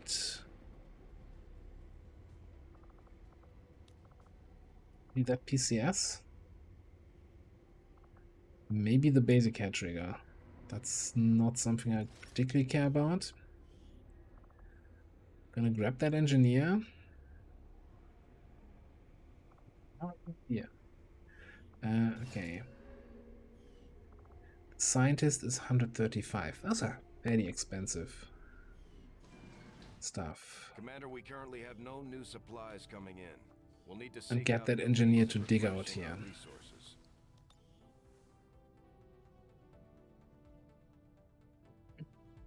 I'm torn between selling more stuff. Like, we only have a single Iridium core. When I get to that engineer, to that scientist. Yes, so regarding psi operatives, there is an alternative starting strategy, psi rush, where you just go for psionics right from the get-go.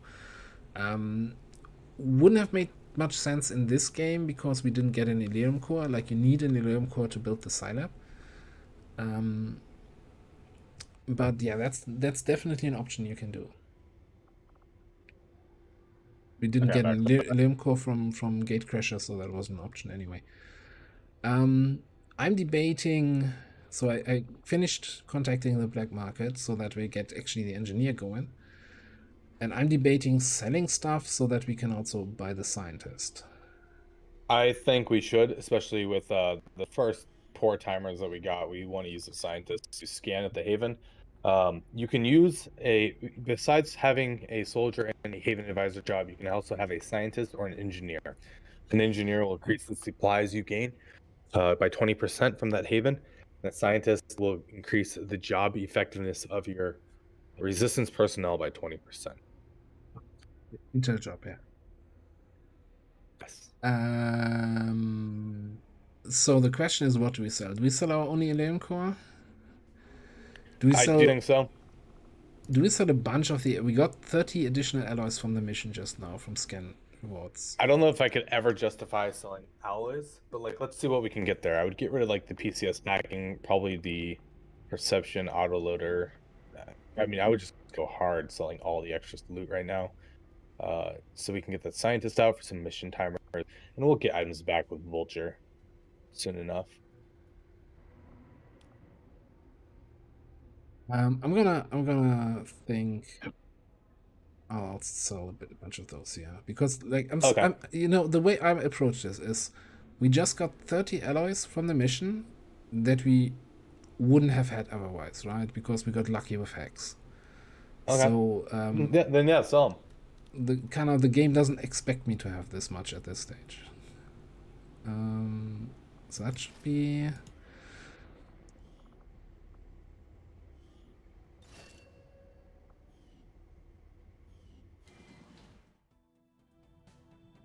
And you think we put them in here?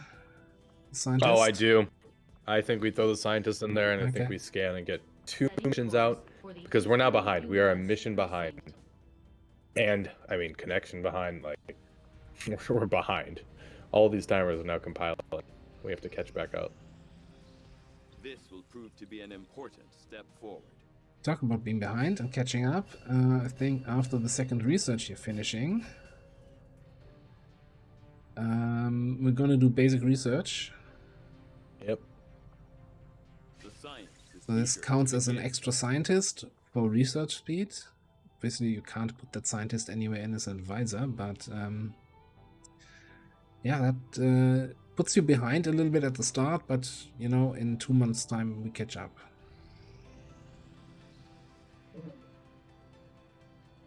Maybe we just put the whole campaign in the trash. Okay. I'm tempted to. I am tempted to. Resistance personnel with rookies. Yeah. So we've talked about this already. This is you see though when you go into the mission. We know this is a jailbreak type mission, so that there's going to be a door to hack go up to get some rewards. We see that we get 2 resistance personnel and 1 rookie. Just fantastic.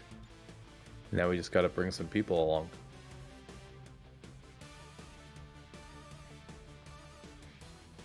So I'm thinking baseline here. I kind of want to have 2 rookies on this. Do I? I'm not sure if I want to. What kind of stats do we have on the remaining rookies? I see a bunch of people on this in the 70s. So here's the fun thing though, is we did get rid of the gear out of the second XCOM deck, right? Yeah. So pretty much anything over 14 mobility and 65 aim here, like, is in a good spot.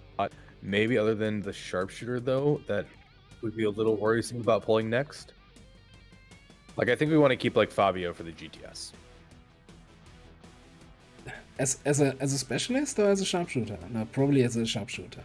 Sharpshooter. You could keep Annie as a specialist. Yeah.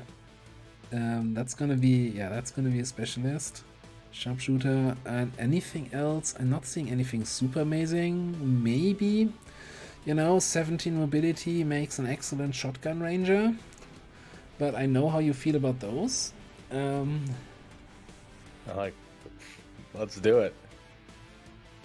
Yeah, so I think here Daniel Roberts is like the awesome average stats guy, that he's gonna come on this mission, and the rest is gonna remain.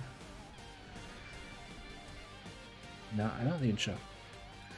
First of all, also, whose bond is this? They get specialists, like, it's because of high hack, you get the additional bonus. Certainly want them for later on. Everything helps. So, technical with our specialist. I think I like this. I'm just gonna get. So there's different ways you can approach the bond system, right? For me, it's just the sooner I get bonds, the better, and any bond is better than no bond. I would only like reject bonds if it's something that I never send together on a mission. Like if I have 2 sharpshooters that want to bond at the start of a campaign, I'll say no. Anything else, being able to transfer a blue move basically over to another person just seems really good. So yeah, I did throw out the Grenadier because I want to bring another rookie. We didn't really talk about the bond system. If we want to bring that up, we could touch a little bit more on it rather than just who goes into bonds. As soldiers run missions together, they have a bond compatibility. So each mission they do together increases their compatibility. Very high compatible soldiers need one mission, I think. Hang on. So just so that we don't use the wrong terms here. So compatibility is static. So this is just a value between 2 soldiers, how compatible they are. What goes up with each mission they do is the cohesion. Cohesion, thank you. Yeah, which I wouldn't have remembered that term either. So once that bar is full, you can bond the soldiers. If 2 soldiers get bonded and they have low compatibility, like for example logical and corrections here only have 4.2, this gets set to 7.5 I think by default. If it's higher, then it stays higher. Like the higher it is, the faster the cohesion grows. This can be important not only to give additional actions, additional full actions, but when you have bonded mates on covert ops, they finish quicker as well. And you get, I think the most of the stuff is still the same as in vanilla, except for level 1 just giving a movement instead of full action, but you also get with level 2 bonds aim bonus if you hit the same target. And you have that where you can put your bondmates next to each other and they cleanse negative metal effects from each other. So that can be super helpful. Alright,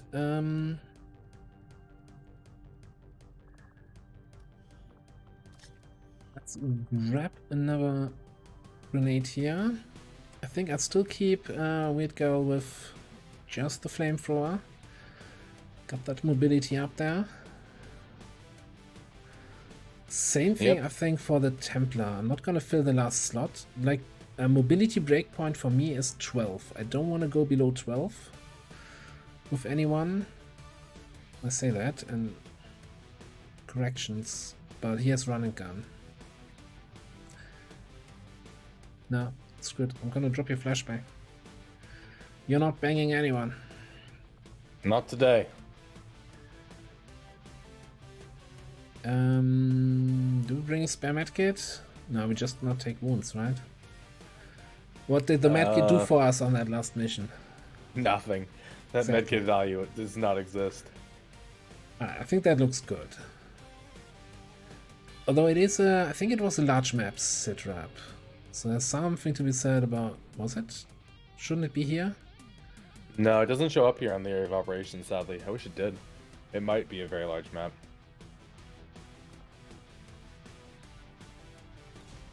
Doesn't matter. All fast enough here.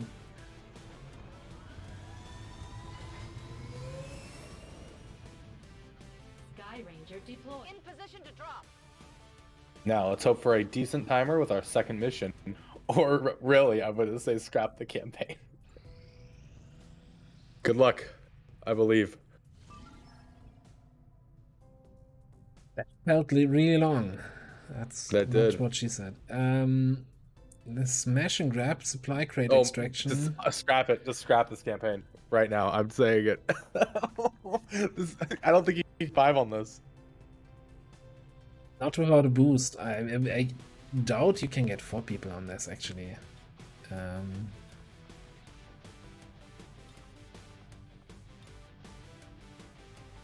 4 people is 420. This is actually amazing. At how awful it is. So we have to take this as a 4-man. I think you get rid of the rookie.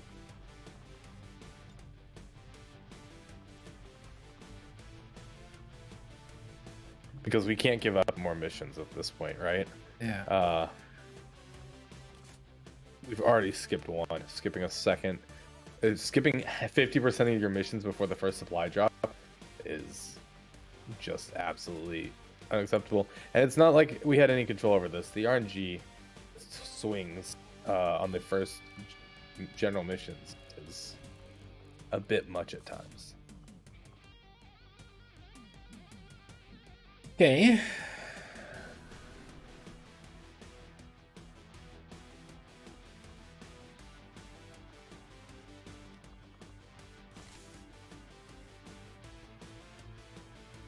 It's a supply crate extraction in Abandoned City. Like, if there's one mission where I say maybe we can do that before, then I think that's this one. Yeah. That's why, like, even though I jump at the gun and say scrap it, certainly a feeling. I think you could do this with 4. You do have the Ranger, you have the Sharpshooter, you got the Shinobi, you got a Shotgun on a Grenadier. Like, and we've got a stock, actually, an early stock for that Sharpshooter. Squad green to But deploy. holy crap. can't keep doing this. Get you out of there. We don't have anyone we can put in there right now. But we still wanna, since, once again, until the first supply drop, on Legend difficulty, you can only discover 2 missions in your starting region. So we can just go to recruit again. And then I think, yeah, we need to pick that one up. So it will expire, and then we need to start making contact with another region. Now, when making contact with another region, you need to mouse over these make contact buttons, and it will show you how many rebels you have in that region to start with. You do not get more information like the strength or vigilance, and so sometimes this can be a bit of a gamble on whether the strength is going to be 3 or 2 or 1, because that's xcom. Ideally, you're looking for a strength 1 region. That way, as soon as you start increasing the vigilance and strength starts getting moved into that region, you have the most opportunities to capture supply raids before the mission or the region becomes unplayable. So that's something certainly to consider. One thing you can consider when making contacts is like, what other regions does this unlock? Like Western Europe gives us Eastern Europe and West Africa as new possible contacts. And Brazil, East Africa, it looks like East Africa. No, I don't think there's a... Hang on. Why don't we just do it this way? I don't think there's a connection to East Africa.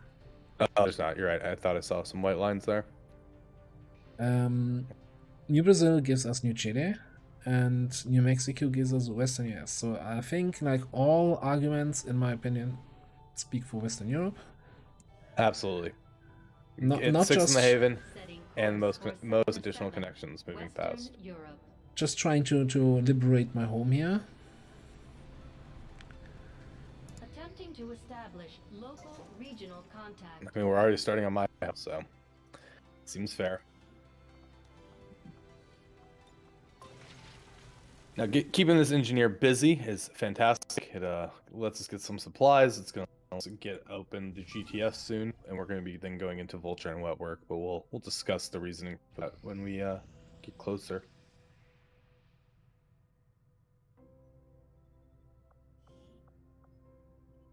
Once again, we now throw this back to Intel. Yeah, I was about to comment. Ava's stopping it at March 20th. Paying attention to the dates, especially as the difficulty goes up, is quite important. As you can see, we've already hit Force Level 2, which probably happened around March 15th or 16th. And we know that we are going to have our supply drop on March 21st.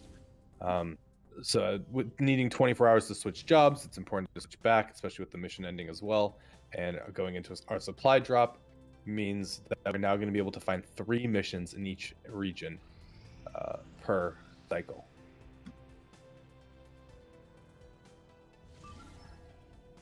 So, yeah, 4-man smash and grab. I'm ready. Let's get creative with it, shall we? Just not sure if I'm ready.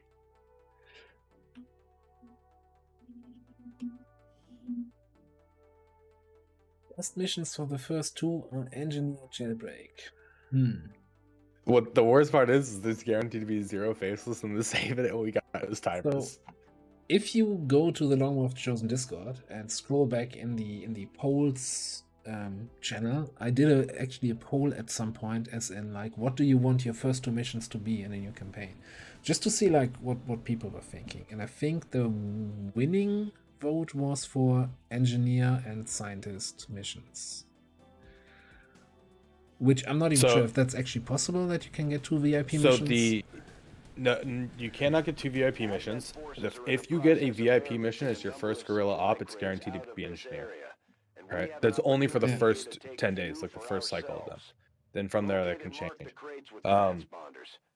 Yeah, I definitely think like the engineer early is good. Jailbreak early, like I'm a big fan of it, especially if you get 3 resistance personnel, because that's not putting you up to 9 in that haven, with the current odds of one being a faceless from those 3. But even then, it's not very high rate because it's only 16% chance that a resistance personnel is going to be a faceless when you get them from a jailbreak or recruit them. Is it 33%? Isn't it 33% for faceless? God, I never can remember these percentages. I think it was only 16%. Oh yeah. I actually don't know. I'm sure someone's gonna chime in. I'm really unsure right now which one it was. I don't. Well, so we're not going to be chosen by contacting this second region. The third, like, if you contact your regions before Force Level 3, so on lower difficulties, you certainly can contact a third region before that date. You won't reveal the chosen. The chosen do not get revealed by contacting a new region until at Force Level 3, and then they'll reveal themselves from new region contacts and connected regions if you get retaliation in them. So, interesting thing on the mission right now. I see here a target preview for the explosive barrel. So for this thing, so there are enemies near this. You can only target the barrels if there's actually an enemy that would get hurt by the explosion. I'm torn between putting my sniper up here and potentially sniping something, or up here so he's a little bit closer. Because he doesn't have death from above yet, so we gotta face full squad side penalties. Yeah, I think like until you get death from above, you certainly push up a little bit. Now the fun thing about this map is you actually got the mirrored copy of it. You starting in the back instead of the bus depot facing the other way, right? We're behind it now, pushing up. I don't think I ever played it from the other side. Oh no, now I know what you mean. Yeah, this element I've seen. Actually, I'm gonna stay back here because I think this. I'm not sure how the line of sight here works, especially also with that truck. Yeah. I might delay activating stuff. Because I would certainly want to try and get on that roof above the depot. If possible, if it was going to work out. It's a drone, that's it. Hey, there's the drone from last mission we're looking for. Except it's kind of being a little bit hidden. Okay, I can no longer target this, so it's no longer in this area. I think it's behind the full cover box below in the bay. Yeah? Like right in that corner. That's why you should actually see it. Yeah, but I can, yeah. Or it could be, no, if it was behind here, then we should be able to still target the box. Yeah, it's got to have come close. Headed there now.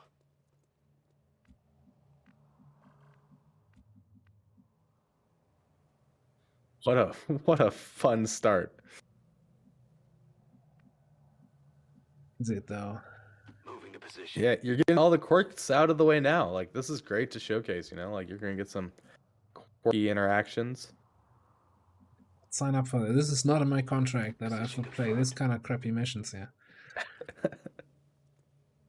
Okay, screw everything I said before. I'm gonna.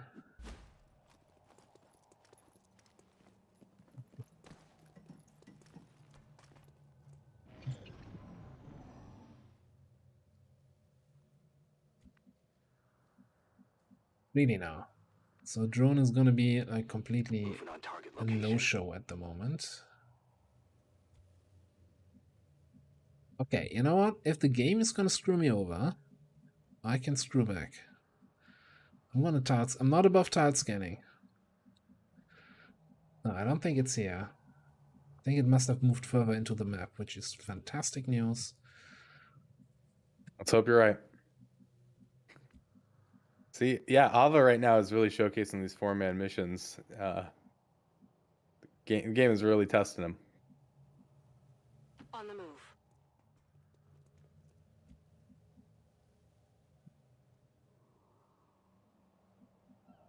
Let's leapfrog here. Heading out. Hostiles making the rounds. Where is the drone? Tell me where the drone is. Okay. Moving. No, I'm just gonna.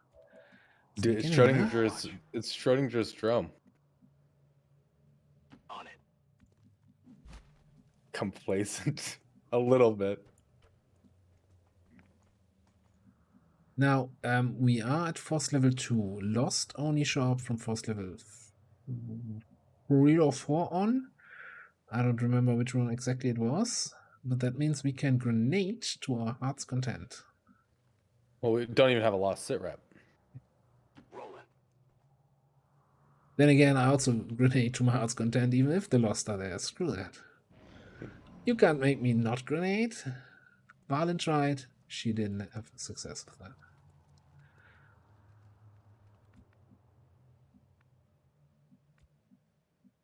Moving out.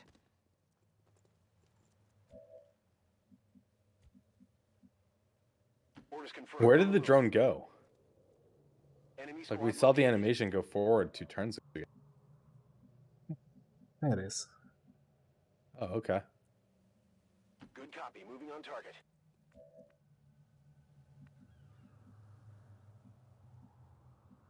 This is all kind of a little bit awkward because I'm leaving all these behind going forward here. So I kind of want to engage soon. But let me just Moving out. step to the left, then many steps to the right.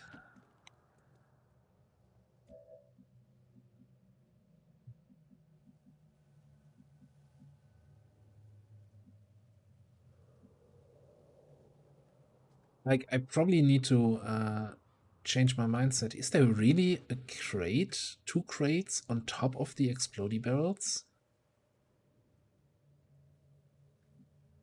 Oh, we 4 crate mode. Oh, so one thing that we should explain is when you get this mission type, you need to get 4 crates to gain full mission experience.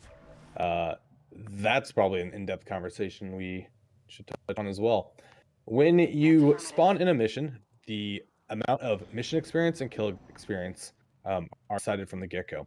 Mission experience is going to be the number of enemies on the map at the spawn times your character value, class value, which is typically 5.7.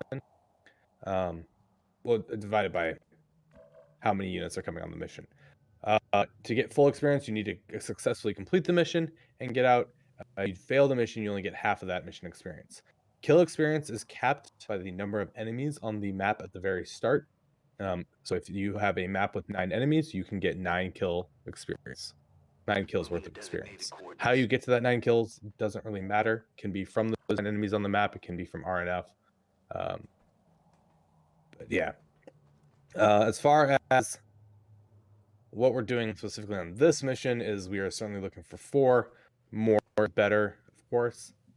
But, you know, with 4 people and crappy timers, you gotta take what you gotta take. So what I'm just wondering right now is, okay, I'm stuck here, but that's not really a big issue right now. So I'm wondering how I want to open up this whole thing. I have that grenade here, but so the fact is I cannot shoot the explodey barrel right now. Like, that's not showing me as an option. So even if I blow this up with a grenade, the explosion from this will not hurt those guys. They are not close enough. So there's no point to do that. So I have, like, basically my options are grenade here. It's not going to kill anything. It's going to shred the drone. It's going to damage the both gunners. Not a huge fan. I've got a steadied sniper shot, 100%, 65 to crit on one of the gunners. And then hopefully the other one maybe takes cover somewhere where I can blow him up. The fact that I had to move to break line of sight with the group in the back, so I can't move up and shotgun them.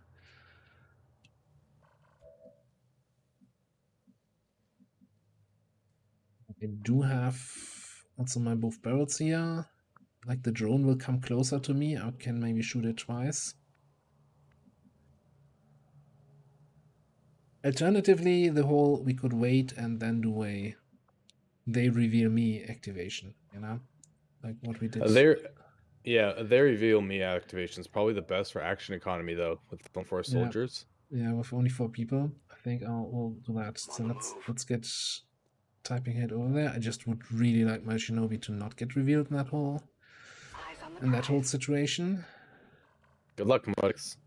And I also think I might have to move Illogical a little bit back. So you often see me like counting tiles. Enemies can move basically a blue move on their turn, which is usually around 8 tiles. Now gunners have 11 mobility, so it's actually only 7 tiles. Each tile takes 1.5 points of mobility. So he comes completely in this direction. He actually reveals me. So I think I need to move at least back here. I'm on it.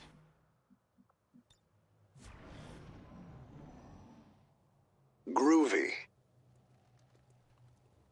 Thanks for the follows there, guys. I know I've not been fully following on those notifications, but yeah, thanks for the follows. Thanks for the various hellos. Yeah, I think we just Overwatch here and then let's see what happens. Even gonna Overwatch the sniper in this case then. Yeah, I think you're gonna get the value you're looking for. So anything that gets revealed in a single turn, like what's about to happen here, will be still considered on green alert. So they're not going to get offensive actions right now. You were saying? Okay, or they're going to get any actions. Like they're just going to keep doing their thing. Affirmative. Covering now. Roger. Did you grenade this now? No. Scanning. On Oh wait, no, Overwatch. Tanya. But I feel they might. I don't even know what they might.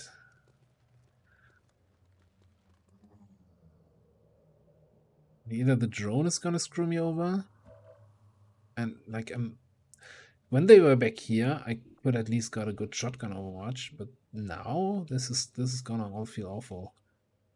Yep. But I think it's still better than activating now with a grenade or something. So we're just gonna keep doing this. Affirmative. Covering now. I'm on it.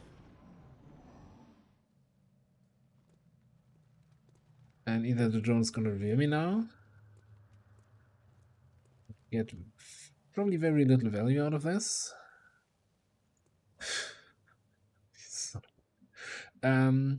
Wow. Wow. Really, drone?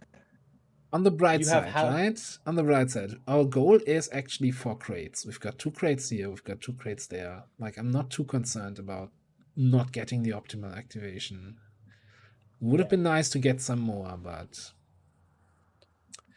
would have been nice to find Do you shoot the gunner with logical and then both barrels the drone? Because the drone's just going to sit right there, hopefully.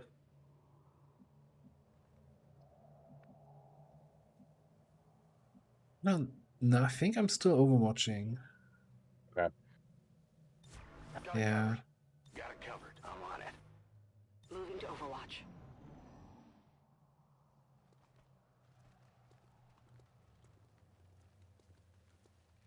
Because at this point, if the drone is going to reveal me now, we're not even activating these guys.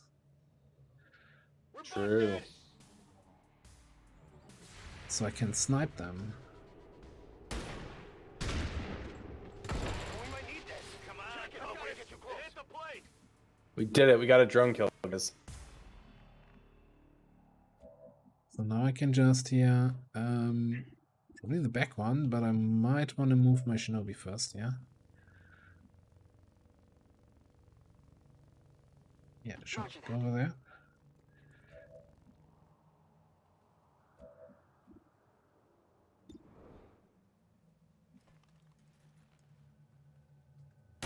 Big damage, Astro, I believe. Close. Pretty close to the damage. Well, well, well. If it isn't the consequences of your own actions. That's a kill. I think we take that. Think so. Now the question is who? I can get a flank shot with a logical. I can also get a flank shot here, but that's shotgun. I'm not sure what... I guess I can move both up and see who has the better shot to kill the second gunner. You've got 75. I highly doubt you get a better shot than 75 here. With 65 aim. That's probably also going to be 75. Okay, I'll go. Yeah. Ah, yeah. So, what would you do here? It's a trick. It's a trick question. It's a trick question. There's only one right answer. This is Firebrand. I mean, I would probably shotgun the barrels and walk fire the soldier. Remember that we have walkfire. Sorry, trying to trap you there. I know what you're doing, Ava, and I wasn't happy to say that, but I.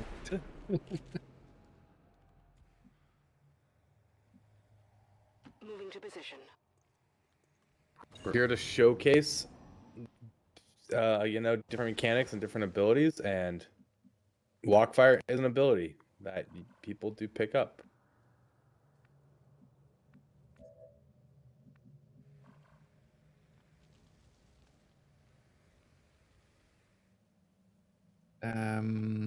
So they marked this and they marked that. Do I focus on marking stuff or do I focus on killing? I think I'm focused on marking here. What's over there? At least the crate on the right, yeah? Good work. Because I also need to Advent reload. locator is down and our transponder is active. The slug what Firebrand now will handle episode? the pickup. Was the slot? The slug what? Oh, People slug. are saying. We killed 3 guys. We've got 3 guys over there.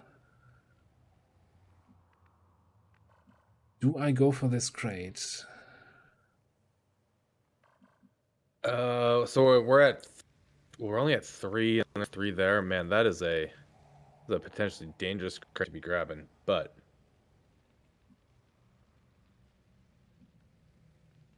I'm gonna come here with Komotex. I have eyes on the enemy. Makes 7 enemies that I know about where they are. Okay. On your order. So I think I'm going for that crate.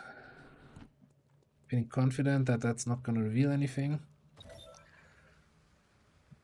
And I think I'll bring you back to that little corner. Mission confirmed. And Astro can just reload and steady.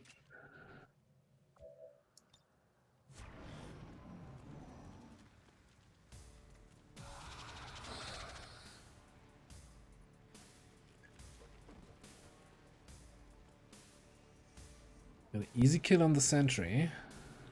Firebrand is on deck for recovery. Keep marking those crates, Menace 1-5.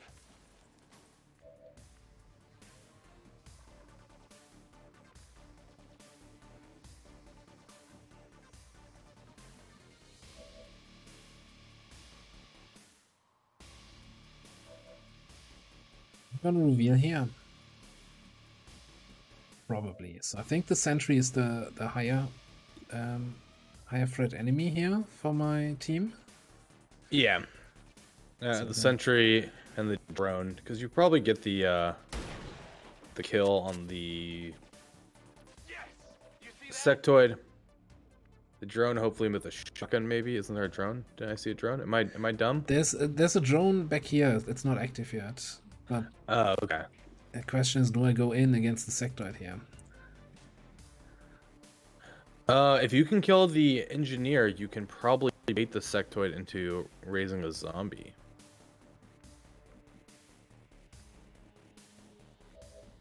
So the explosive things, they have 1 tile radius, right? Yeah. I mean, we're destroying this crate, but I was thinking maybe... Oh, that's activating the drone. Let me just come here.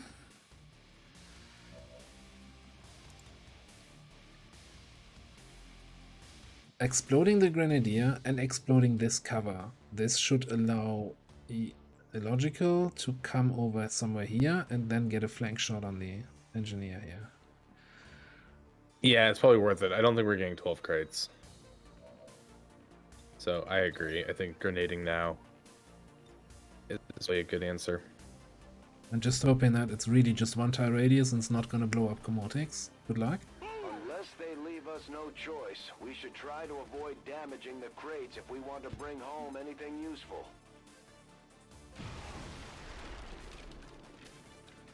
Well... kind of? It didn't blow him up. We Didn't got that blow going up. for us. Yeah.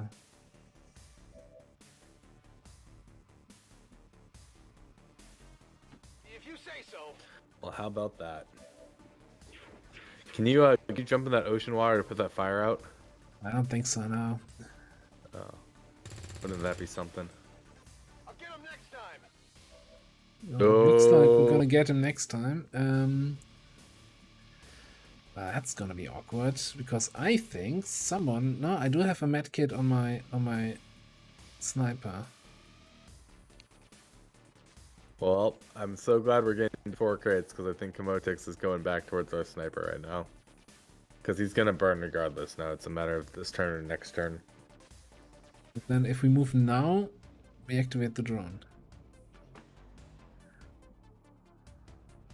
Then I think it has to be a turn. I think it'll just sit there and take the burn. Yeah, let's just hunker down. How unfortunate. This campaign is truly the showcasing of what can go wrong.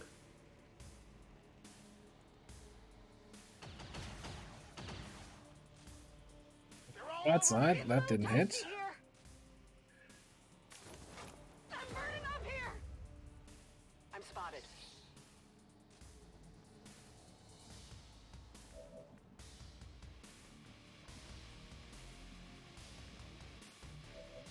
Okay, so you're on fire.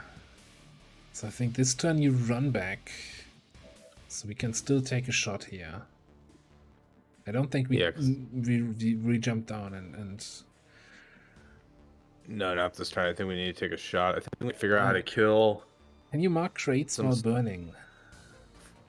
I don't think so, but that's a good question. You can open doors.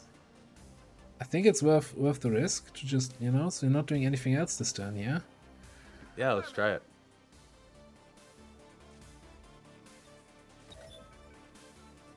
Okay, That's- don't let that's Grobo see. helpful. Don't let Grobo see that because that's how Templars got nerfed. Okay.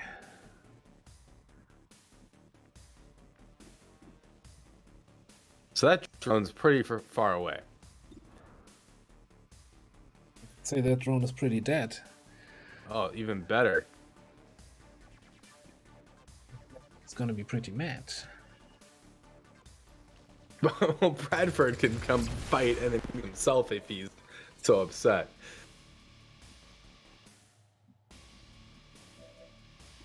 As much as I would like to kill that engineer, I think we need to shoot the sectoid here. I think so as well. Question.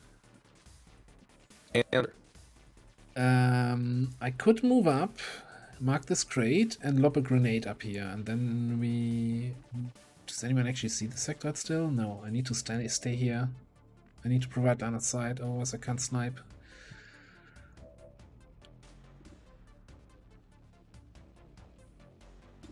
I mean, I believe in Astro Boy, you know? Take a look at this. We're going to see 30% chance to crit, 10% chance of graze. decent. And yeah, like away we go with it, right? Line it up. Still just 4 damage. Asher boy, I'm disappointed. Let build up.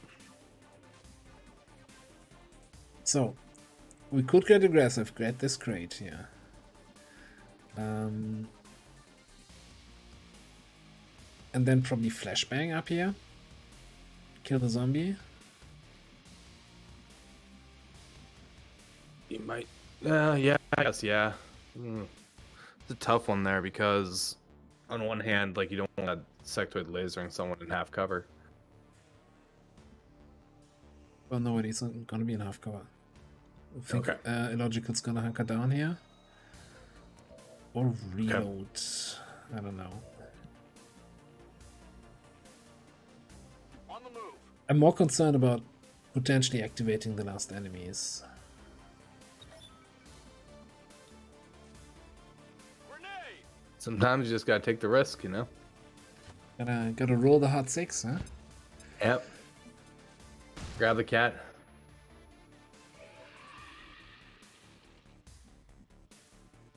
Grab your gun and bring in the cat, wasn't that? Yeah. Grab your gun, bring in the cat. I think we hunker here. Staying put.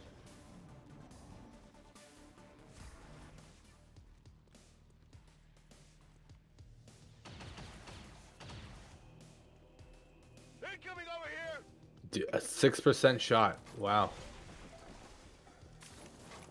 Sectoid just crashed through the building, took damage, and that cancelled his Overwatch. Amazing. Game's throwing me a bone here. Well, it's Are we really going to heal then our right now? Because I think he only has one more turn of burn on him, right? And only for one. We got the low roll value. But if So we roll from burn for more than one, we're screwed, I think. It kind of depends. Like, we can shotgun the sectoid.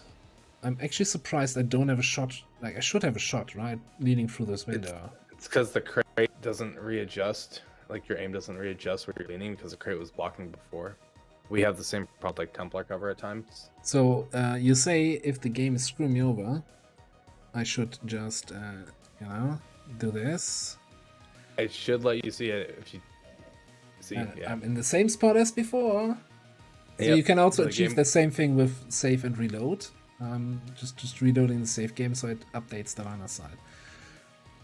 So totally not cheating. 100% crit shot. Reloaded. Hostile intel located. This game engine's got a few quirks to it. Target eliminated.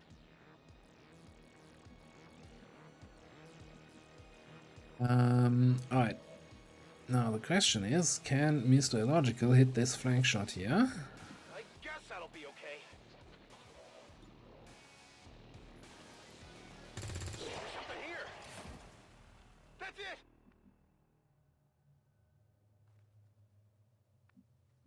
I think we're gonna do the heal.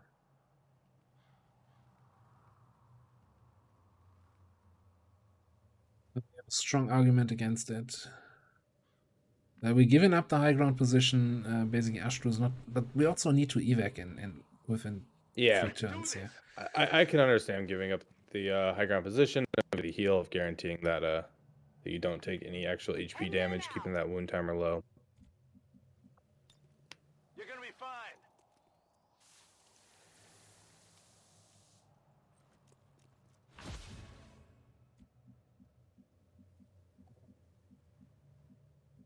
Don't think I'm. Well, do I really care about optimizing crate markings at this point? Like, I'm not gonna run him into the back of the map anymore. I think. Gonna let this crate, and be out. Moving out.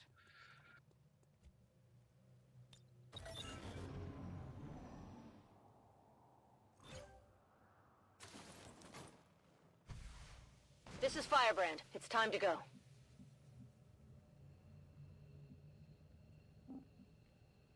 Moving to position. Asset in tow. Illyrium core, nice. You could be out this turn. Do I go for that loot there?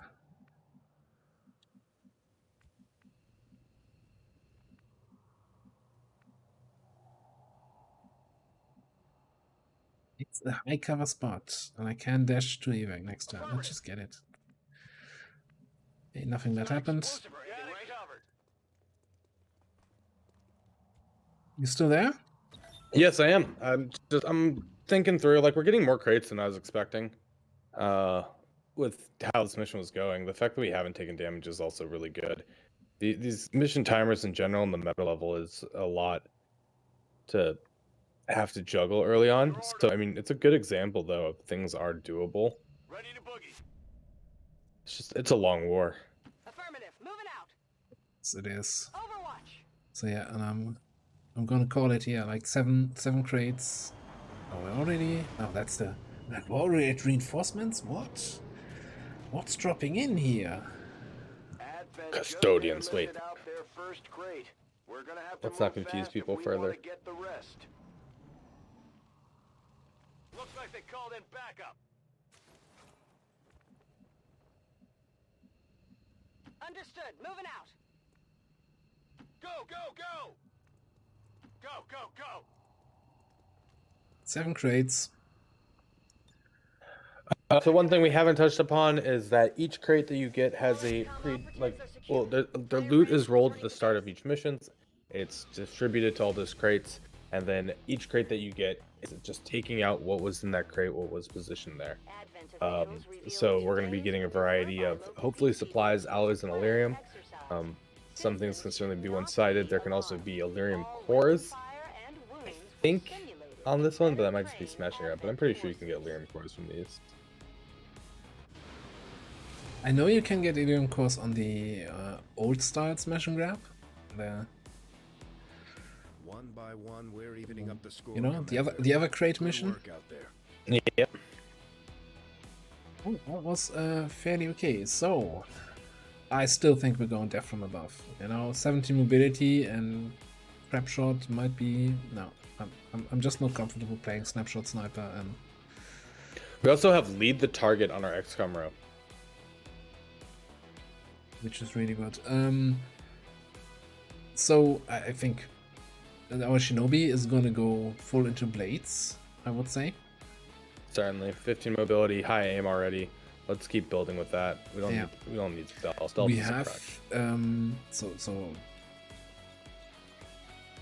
that's pretty much, yeah, straightforward Shinobi build. We have concentration here with very low combat intelligence. I think we are maxing out at 36 AP. Yeah. So Sadly, I think it's 36. that's concentration, and then maybe we pick up smoker, but I wouldn't even say that. So I think that's gonna be solid. I think that's good stats, good mobility. I never pick up shouts over combatives anymore. Combatives has way more use cases.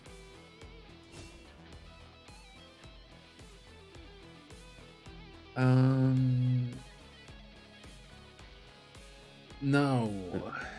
Our Grenadier. This is our 17 mobility Grenadier. So the question is really just, do we turn it into a support Grenadier, which is like rep deployment with... Weren't we doing that with the other one? Definitely doing that with the other one. I think let's take a damaging one. Let's do the needle grenade heavy heavy ordnance. Get some value out of that there. Basically kind of this way, and then if we ever make it to Staff Sergeant, we can discuss the advantages and disadvantages of this. Yes. Versus tandem warheads. Yep. Don't worry about it right now. There's clearly a better one, I think, just from practical use, not just like what you see there. So we just pull out some supplies, alloys, Illyrium core, suppressor, emergency life support, not bad. Most importantly, nobody get injured. So, I think we don't finish making contact. We get 3 missions over here first. I think at least do finish making contact, because that's a jailbreak that's getting 2 resistance personnel on that mission, so you'll be up to 8. We're looking for liberation in Western Europe, right? We have a scientist that we can throw there and scan with the Avenger to get these missions going. We're behind 2 missions. Yeah, but that's why I wanna scan here, get good mission timers, then scan here, get good mission timers in both regions. Okay. I think either way works fine. So what my goal is here, I mean, again, everybody has his different approaches, right? I don't want all the missions to spawn at the same time. So the moment you make contact, that's when the missions spawn within a new region. So if I continue making contact, I kind of have everything spawning at the same time. If I wait a little bit until I have at least 2 missions here and then make contact, then I have them kind of spaced out a little bit. Eastern United States. It's again, I think there's argument. You could say with the 2 additional people we get here from the jailbreak, then we don't need the help from scanning. But with these timers that we've been getting today, we'll to help, right? Yeah, and I'd rather help scanning than put the scientist in here, because putting the scientist in there means he's not researching. Then our research is behind. Anyway, jailbreak. Jailbreak. While this is loading up, I'll try and grab a little bit more water if that's okay. No, you must starve to death. Well, that's happening regardless. I'm just gonna get some water. I'll be right back.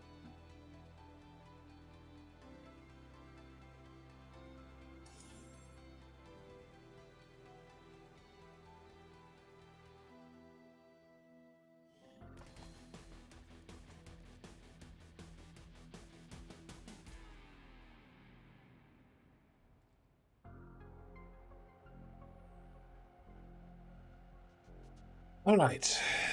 Our position is masked. What a terrible thing. Okay, so the reason why I just said what a terrible thing. First of all, the evac is all the way back at our starting position, so we have to run the guys all the way back here. In addition to that, this is, if I see that correctly, probably the worst jailbreak building that you can have, where you have like the 2 jail cells disconnected from each other. You still like hacking one opens the other, but I can't count basically how often I hacked this one, and then the guy running out here found the last spot when going outside. So yeah, that's gonna be fun. Where is my squad? Over here. Yeah, and it's gonna be a bit of a longer walk here. So no time to waste. Who's gonna be my scouting? I have 1 person with SMG. Yeah. Okay, cool. Moving out.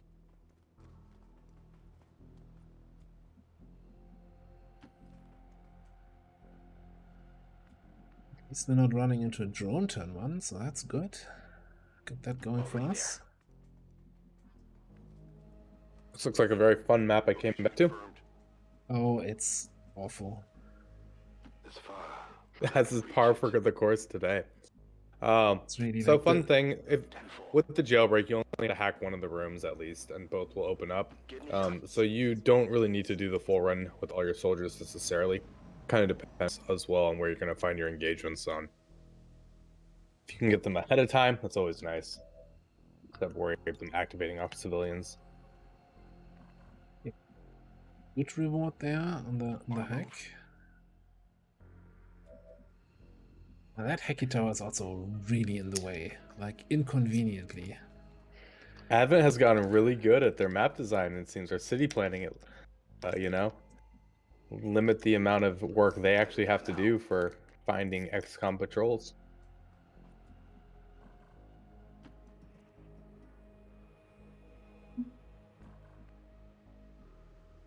Kinda would prefer finding some Advent patrols here. Can I? Yes, I can. So, you know, let's come up. No, not like this. Let's bring you up there. You, like, to this. Come over here. Stepping off. You that way. You come this way.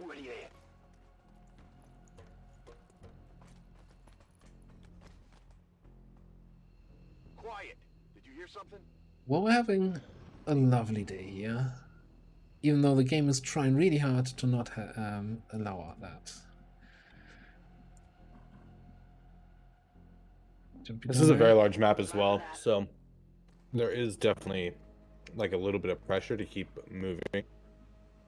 And so the tower slows down is less than ideal, and there you guys, everyone can see.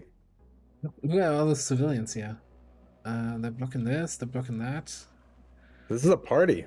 This is like, girl's faceless, I think you're trying to So tell I me. need to either go here through the left, through this opening, or through here where I heard something. We're going through the left. Headed there now.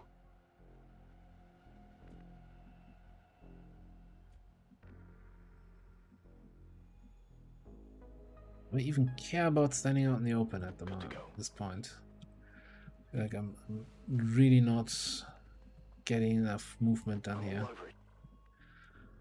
On the move.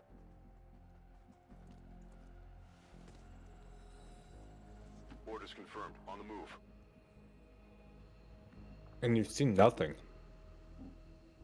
I've heard like a drone, or well, I heard something from this direction, but that's the only thing that happened so far. I can make it. Damn. The invaders are Look here. at that. Like that civilian placement blocking this, so I can't like go straight across the building, but I have to like go in lines here. This is when you kind of just pull a classical logical and just YOLO someone into a yellow move, getting revealed by civilians and pulling all the pods. But you know where everything is. Yeah, I'm not still not sure I fully see the advantage of doing that, but you do you. Oh, I didn't know if there was an advantage there. We're talking about some general strategies right now. But let me see if I can over-explain it. If you know where everything is, you can decide which enemies are going to hurt you by leaving them alive.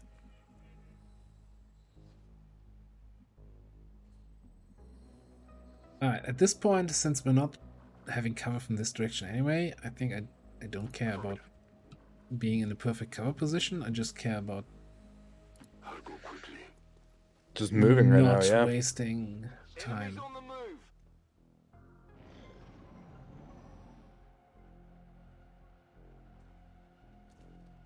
Right, so that's actually never double. No, it's a gunner trooper. Trooper gunner. Gunners and troopers.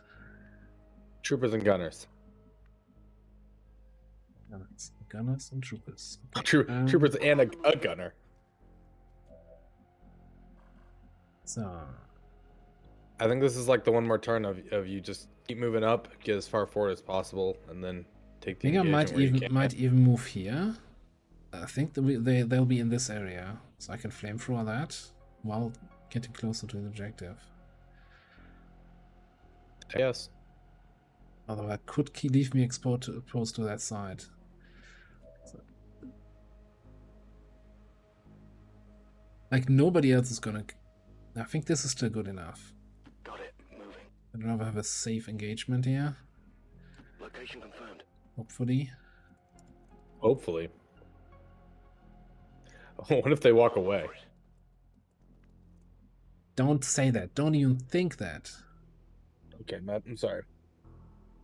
Go, go, go. What side are you actually on? I don't see the second trooper. It was behind the pillar, I believe. The full cover. So that he should not have more detection range than the other two, so I can do this. I'll lead the way. Eyes on the prize. As we all know, should is that one little word that makes you feel absolutely safe here. Chance to burn is 25%, and it doesn't scale? Oh god. I think it scales with It's equipment. higher. but I actually don't know the exact chance. I know for the fire grenades, I think it's 65 and 75 for the advanced one, or could be 75, 85. Fired up. There's then also a chance to set the tile on fire. Target's Holy cleared. crap. Outright Wow. killed 2 of them. And set the other one on fire. It might be 60. 25 might have been too low. Kinda nice. I'm still gonna add a little bit of that. Generate that focus. The kill, actually.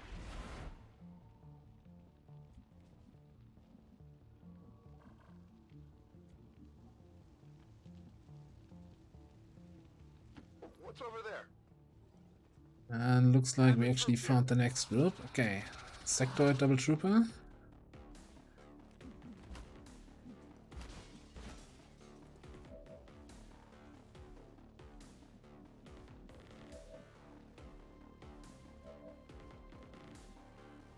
Yeah.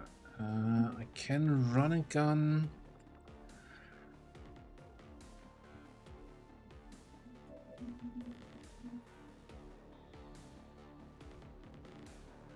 I can handle that. I think if possible I want to kill this trooper. I'm not gonna get a great run and gun flank anyway, so let's just grenade him a little bit. Need to see that. Okay.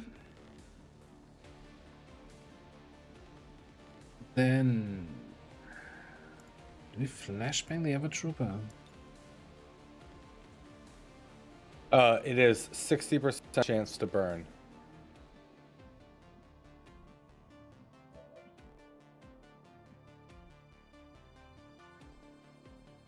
Well, sword in there.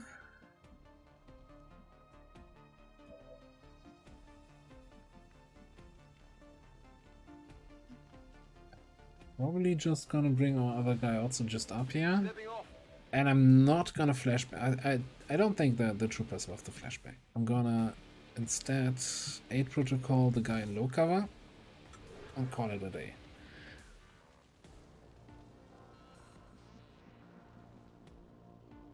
So we're 5 turns in, which is also something to consider with 2 pods. So not too slow, actually. Like, this is a pretty good position. We're close enough to the objective that we can hack next turn, or the turn after at least. And it's really going to come down more to the mad dash out.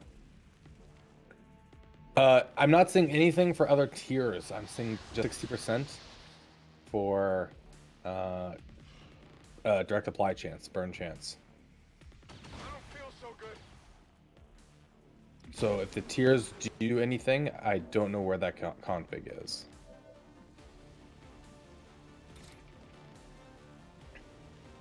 You will pay the price. Well, that's Anything else that we've been... Have to focus. That's to be expected, though. He's only got 55 aim. Is there any thing else though, that we haven't really been explaining very in depth that we might need to touch upon here for this mission type or anything? I am not sure right now. Okay. Something else that mind spin if you have multiple sectoids is on a global cooldown, meaning they can only do it once per turn. So even if you have 3 sectoids out, they're only going to mind spin once. They can still raise dots, they can still shoot, they can still run around like idiots.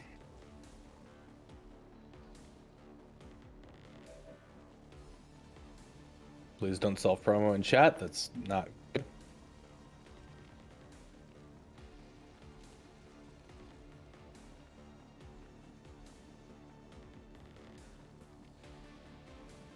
What are you thinking here? So the thing is, so I could move in here with my specialist, hack this thing this turn. Which means I have 2 rebels on the other side of the building that I kind of need to safely bring over here with this trooper being still active. Although I can probably go up. I also don't know where the 3rd pod is. I have a zombie here I need to take care of because I didn't kill the sectoid. Yeah. I could Do still have run, run and gun up though. could run and gun the sectoid. I would definitely prioritize the sectoid. The troopers at 65 aim, you can keep your full cover positions hopefully against them. Or you could just go into one for all with the Templar, which would then give you the ablative minus 30 defense and make him a pretty good target for that trooper. I would want to be doing the sectoid right now. Just not sure where I go for that. I think this. Well, I'm fairly certain he can't flank me from down below, and he doesn't have any ladders up there in the building. So I could just stay here on the high ground. If fairly certain is not safe enough, I could go down here. He doesn't have any flanking positions over there. But again, I don't know where the last group is. Okay. Blue move here. If you say so. Just for vision. Right. Could also totally... Right. Going in for the kill. Okay, I'll Take, go. I'm gonna stay on the high ground.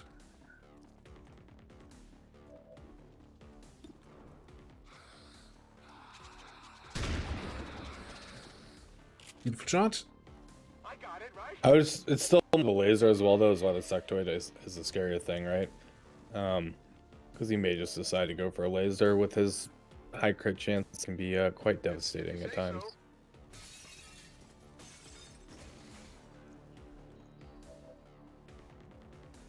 Question is, do I hack now or do I actually wait for the start of next turn with the hack?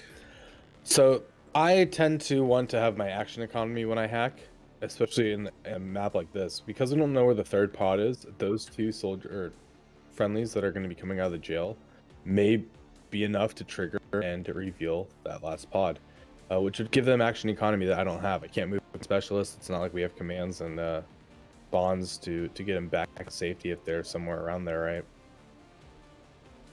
Yeah, I was thinking the same thing. No problem, boss. I'm just gonna take some pot shots here at the trooper. The old 32%. Let's go for a graze. Beautiful. I'm kind of tempted actually to move up and grenade him. I mean, grenades aren't. We get more of them. No, like they don't have value if they're not being used. Here I come. Just getting paid for bringing them back to the Sky Ranger. I can't get it point blank though. I believe in the 3. I believe.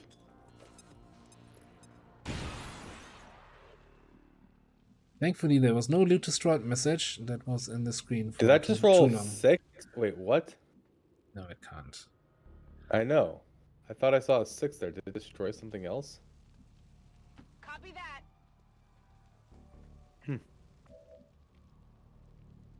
Overwatch.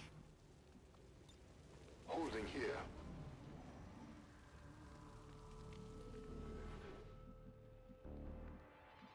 I was hoping it destroyed the wall, you know, the thing where you activate them, and then when they hack, you get even more actions with them. Yes, I'm aware of this fun little interaction because this game thinks they're still in the cell for some reason. Or upon hacking, the cell is now giving them 2 turns of mobility. Reduce the contact cost for 2 new rebels. Well, reducing the contact cost is just absolutely incredible when we're already like intel starved, and we're getting 8 rebels in this haven. And it's not like we get either of those. Trats. We tried. So hard and got so far. But in the end, we only could sing Linkin Park. Is that how that song goes? Something like that, yeah. Okay, I don't hear music. There's no boss music playing.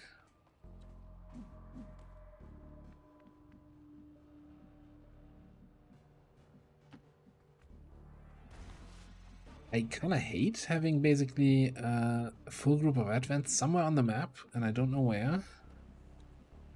What is It's always what is a the little, way here? a little stressful, right? Like, because one bad move near the end, and you're like, oh, okay, I guess I found you. Even though I'm standing out in the open, that's the way the other guy went. So I know this is a safe-ish way.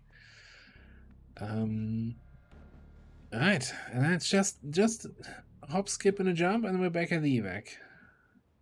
Be there in no time. I'm ready for dinner. Go, go, go! I'm not gonna completely dash back yet, because we could still have I'm going.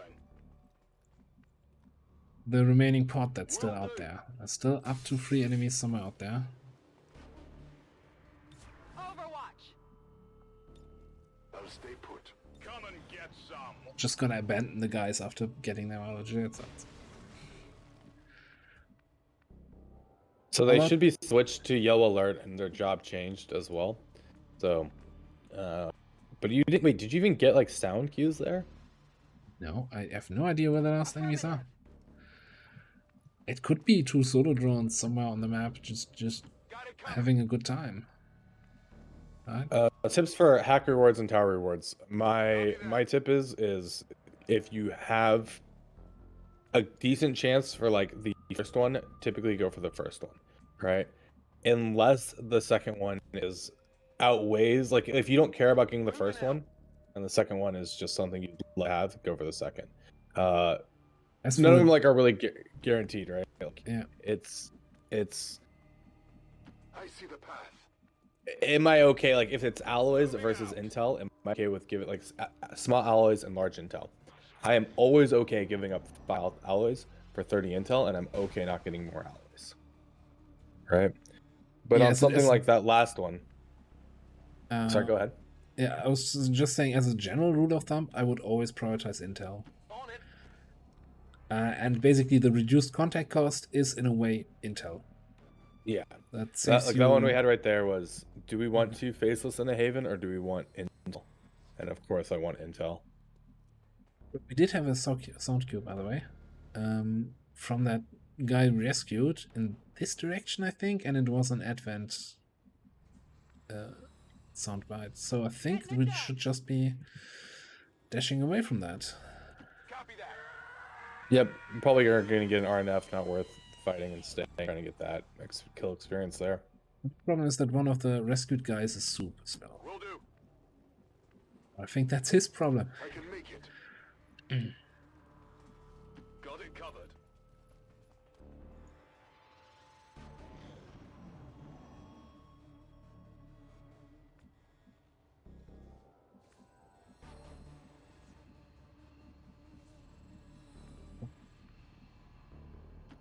Yacht. You're waiting here? So when you rescue a person from a jailbreak, there's a chance that they roll in faceless once you're back on the Geoscape. There's no way to find out if they're faceless prior than that. Faceless in a haven effectively are hindering your ability to discover missions. Of course, if you're on supplies, they're going to take 20% supplies per faceless there.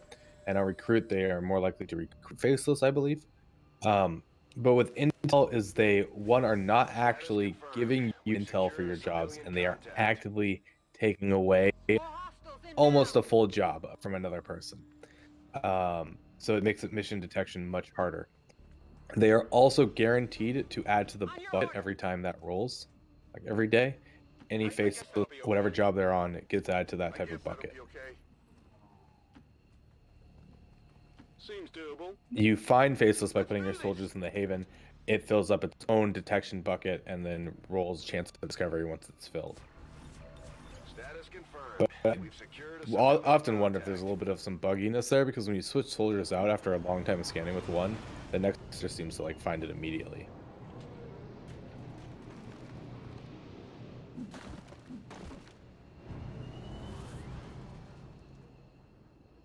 That's a good point there, Maza. Yeah, so each hacking reward can only be received once. I can't get small intel package from 2 different sources. Shot wide. Not even close. Yeah, the good news about those reinforcements is they give me the kill XP I was missing out on because I didn't kill that last crew. Yet. Are we still trying to feed?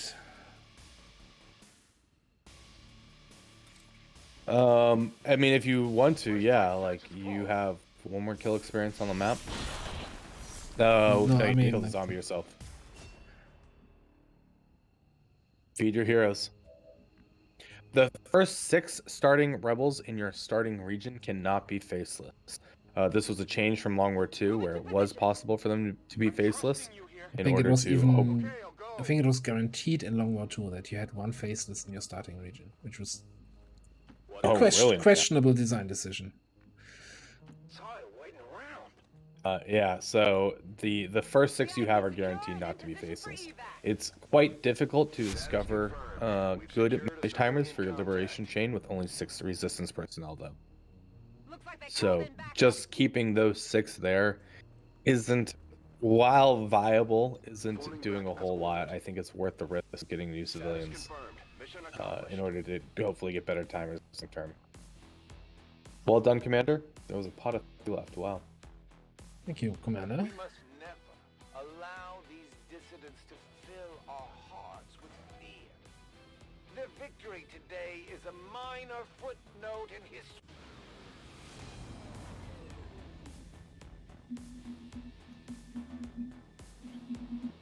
Our troops continue to exceed. New contacted regions can be have faceless in the Haven. Yeah. Impressive, Commander. Yeah. Didn't do any of the promotions, not just skip the rookie promotions. Alright, let's talk about assault promotions. Lance Corporal rank for an assault. There's so many options here. It just is lightning reflexes, lightning reflexes, and lightning reflexes. Yeah, People I think, will tell I, think you. I prefer lightning reflexes, yeah. People will tell you that there's other options. I just think Now- those people need to check their eyes. I wanna put the caveat there on legend difficulty. Enemies, you will face so much more Overwatch on the enemies. You need something to deal with the Overwatch. Lightning reflexes is the answer. I think on lower difficulties you can maybe get away with some of the others, but yeah, it's gonna be lightning reflexes otherwise. Especially with 35% chance for a green alert action on pod reveals. Yep. Right? That alerts Overwatch. I've seen like enemy groups with 8 enemies and 6 of them go on Overwatch. And you're like, okay, what now? Templar.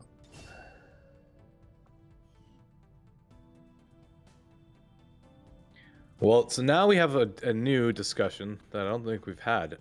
Invert's been nerfed a little bit. The effectiveness against Chosen has been removed.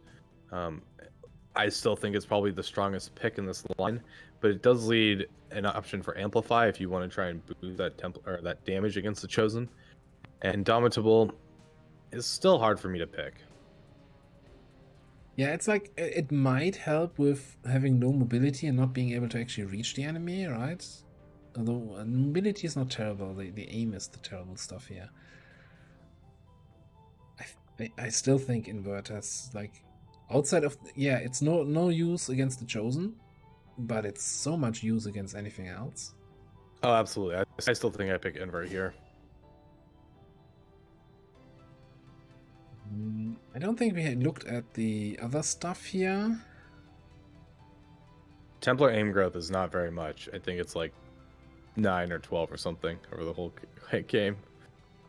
So which kind of leads me to maybe Overcharge is going to be our pick for a disciple level. Gain additional aim. Additional aim for focus. Go heavy on the melee with him. Well, it's just really to compensate for the abysmal aim that we have. Yeah, I can get behind it. Although I really, I'm really enjoying Pillar. I don't like Indomitable because it requires us still to get targeted, and it's sometimes challenging to guarantee. And the further nerfs to the amount of wounds that we get to mitigate means I don't know if I necessarily want my Templar to get shot at very much. Okay, then we have 2 random promotions that we don't really have any. We don't care what they get. So let's just see here. Yeah, most melee abilities get a 20% to hit. Further gets boosted by your skill trees. So it's your aim plus 20%, then minus innate defense. Because most melee attacks don't care about the cover they're hiding behind. Exceptions to this can be things like hunkered down gives innate defense unless flanked, so you need to be in a flanking position before queuing up the melee in order to gain the full advantage of the crit chance. So we pull out a specialist. We got ourselves another specialist and a sharpshooter. Wonderful.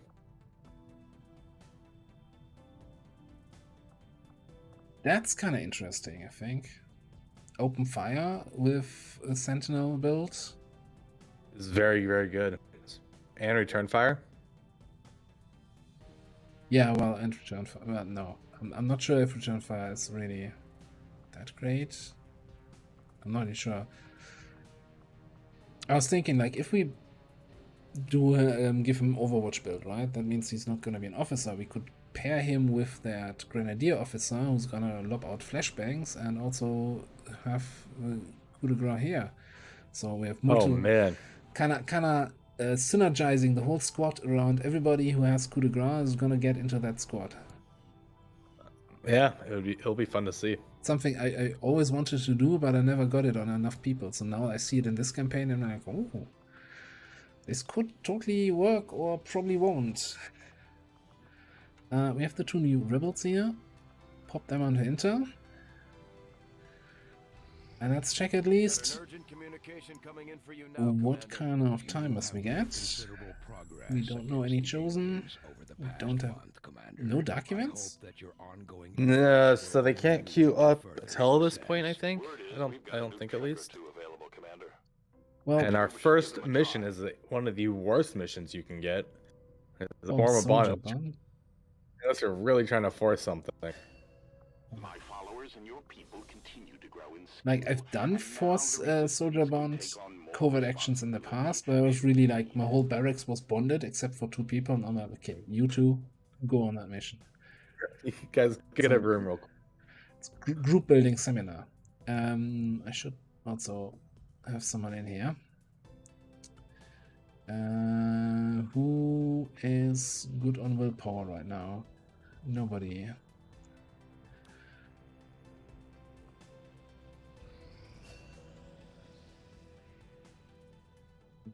Just injury people are getting that back up.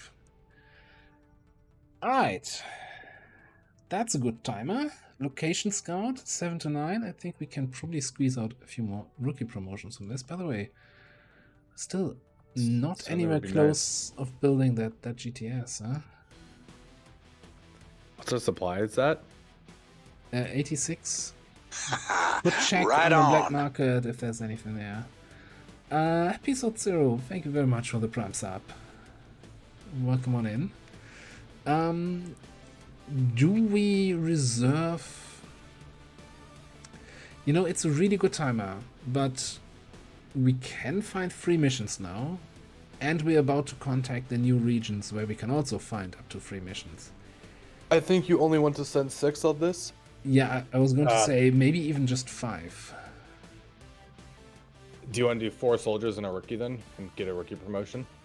So how many actual good soldiers do we have? Well, promoted. 12. Evening 0, good to see you. We do 3 and 2. Okay. You ordering the technical assault specialist? Like, I think those 3 can probably carry. Yeah. It's shotguns for days. Then I would pick the 68, 17 mobility, the 69 here, Yeah. and the 66 down below. Yeah, I'll probably be running this next week, I'm assuming. Oh yeah, right. If we do it like this, yeah. So basically, I'll give you the last word if you say, "Get out of here with your silly shotgun, specialist." Okay, so what's the date? We just supply drop, right? We just Yeah. discovered the mission. This is going in 5 days, 200 hours. So we're still going to be at force level 2. So yeah, I'm fine with the 5 in here and 2 rookies. Like that's fine. Let's get maybe a double grenade somewhere. You've got locations, Scout. No, I think you just take the actually, yeah, give Galanos, I think, one more frag. I'm thinking for drones because we didn't go to get AP rounds early. Yeah. Mobility is a little bit low on Rookie Moreau here. I think it's fine. This is a rescue from cells, so we go there and we're moving out. Yeah. I just sent them on the way. Yep. Sky Ranger deployed. We're in the pipe. 5x5. So now that we have hit the supply drop, we can get 3 missions in this region. It's going to be 2 ops and 1 liberation chain in each region. And hopefully this is a scientist. It's a scientist. Let me actually. Laura, Merry Christmas to you as well. Hello there. Merry Christmas to everybody. Almost the midnight here, the 24th where I am. Almost. Let me actually get this guy out of there. Just wanna see who we have available. Okay, rescue from vehicle. So I kind of want a specialist. I would want to bring the specialist here. Do we bring one of the sharpshooters? For rescue from vehicle, it makes it hard because the evac typically is past the vehicle position, right? You can, but I think we'll probably get a little bit more value. We know. Well, so here's the other thing, though. Also know that our next mission, or that we're looking for, is Liberation 1, was a hack mission as well, right? But it's typically a hack a train, hack a facility. Do we actually want to bring the specialist here? Do we want to give our specialist for the remote hack chance? Well, because we know that this squad can push forward and has to push forward past this objective. Yeah, kind of have a good point there. So I think we're gonna go with the higher ranking grenadier. Needle grenades, that helps compensate a lot. Then probably the gunner. Mm-hmm. And maybe even the shinobi. I'm always hesitant of, keeping the shinobi for a mission where you don't have concealment, right? Like a smash and grab. But that's not until we finish contacting our next region and start those general ops, right? Like I think you want the promotion right now, the experience. Personally, I mean, I understand the argument not to bring him, but what would you replace him with? The Ranger, maybe? I think you probably want Ranger on Liberation 1. Or you could bring him over here, actually. In addition to that? Yeah, maybe. Because then we have the Templar Sharpshooters Specialist and a rookie for Lib 1.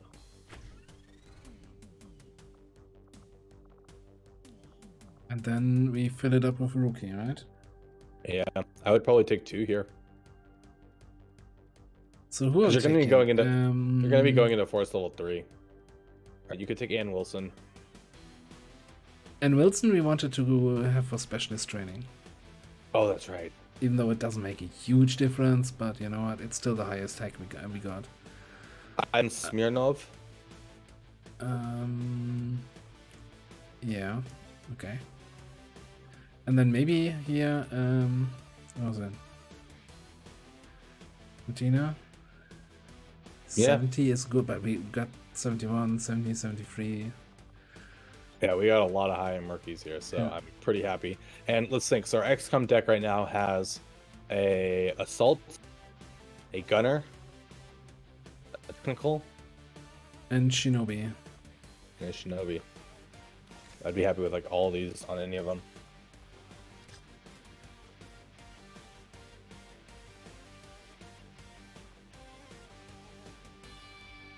We're looking into any more grenades on top of that. We got a lot of grenades here already. I think even a couple of flashbangs is good. I would actually go 3 grenades on the Grenadier though with needle grenades. I want to say the same thing. Okay, let's just kick it off. Sail away. Honestly, you know, I'm gonna switch this rookie to an SMG for a little bit more mobility and someone who can scout other than the Shinobi, so we don't risk the reveal necessarily here. Okay. Sky Ranger deployed. In position for And deployment. even though there is a third mission here, I think never mind. There it is. Oh, what are the in the region liberated? Something that you don't supposed to liberate your starting region first. Depends on the Yeah. difficulty. Legendary, because you do not get your liberation chain in the first 3 weeks. You have to wait until your supply drop. You want to kind of liberate your second region that you contact. One, because you're getting the same timers, you don't have the network tower there, and Lib 4 doesn't give you a network tower. And two, because you already have the tower in your primary region, you can farm missions there longer and spike the vigilance higher. It's So I gonna- would actually skip the Lib 1 that just spawned here and now finish making contact and scan here. Yeah, because it's a Force polymer. of the Western European I would too. It's like 5 days, 10 hours, so we can format it.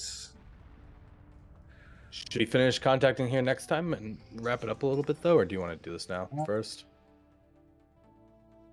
We can let's find the missions here, I'd say. Okay. If you're up to it. I'm not sure how Yeah. you usually were coming in on your dinner time, right? Yeah. I don't want you to starve. I think Merle's making food, so I want to go join him. Yeah, I mean that should take just a minute or two. Yeah, make no contact. New The new region. contacts located. We've got all the connections. Let's actually throw some people back into the havens, even though. Or would you put a scientist now here to get the best possible would. timer? I would put a scientist here because you're going to be scanning for like 3 days with it. Either we find the missions, or actually this mission is now at 100%. But then I'd say, sorry, we do that next time. All right. Sounds good. Yeah, let's wrap it up here.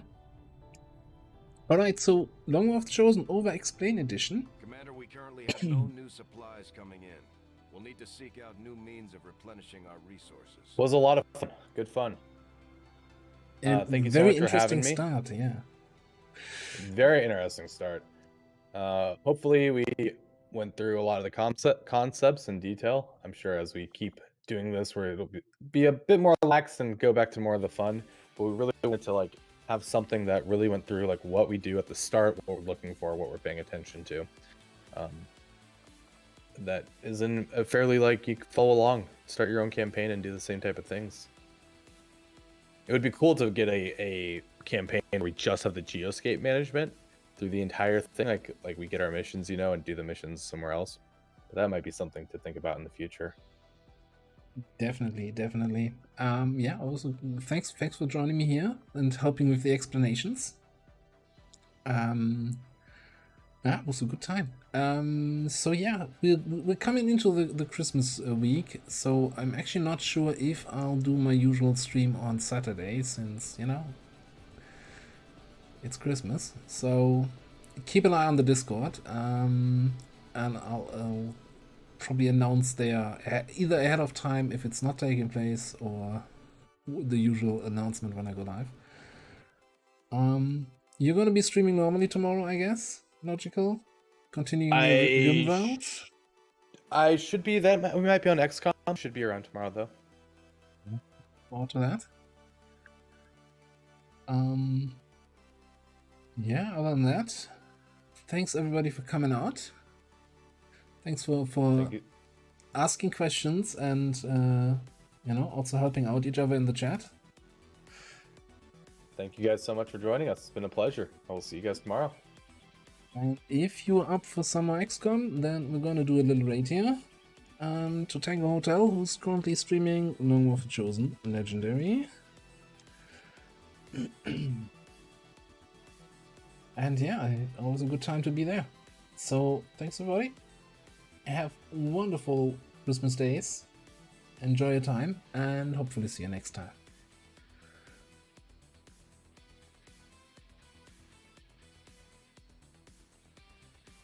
I think that was a good start. Yeah, Bro, that was do. the worst I fucking do we have could possibly scans. get with stuff that was still DerAva has rated with a handled it party well. of 32. And it gave us a lot of Madman. Thank you, sir. Very much things to appreciate talk that. about with it. Welcome, Raiders and DerAva. Welcome, my friend. How was your stream? Hope it went well. Hope you cleansed and purged as the God Emperor intended. But citizens of the Tango Hotel, show these Raiders we take no. Yeah, I'm gonna go see what's going on with food upstairs. All the love to you, I know it's like around 6. I'm like, okay, I don't know what's going on Thank you, with all sir, the family and here and welcome stuff. one You and know. all to the Tango Hotel. Hope you guys are having a good Yeah. time. And Really, Well, I really do just now appreciate it. see your message in Discord because you know it's muted when I'm streaming. But yeah, okay. Yeah. To losing the game. Let's wrap it up. Yeah. We gotta do the Yeah, last, and then it was I a lot of fun immediately have for to next turn around Thursday. We definitely can and go back to and switching, do but I do think it was another good just to start here and just black site. focus So it here. Hopefully, Yeah. hopefully What we can a actually start! do That this. first mission, the It's Templar. gonna be, Alright. it's gonna be All right. something else, Yeah. for sure. Catch you Like, in the next 2 days. it's gonna be Talk bad, to you then. dude. It's gonna be bad. Sounds good. Have a good night, dude. Thank you again. But See you. Bye bye. it'll be awesome. That's for damn sure. That is for damn sure. I thought XCOM was always being this close to you know, Wendigo, you're not wrong. You're not wrong, buddy. You're not wrong. All right, we're gonna go for a scan. Scanny boys, scanny boys. Oh, I can do a sectopod autopsy. My first sectopod came from a freaking.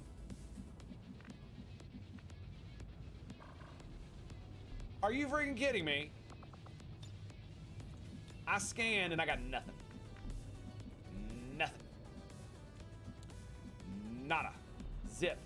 Zilch. Seto. Seto. We'll probably do it with Jake, honestly. He's probably the best one for this.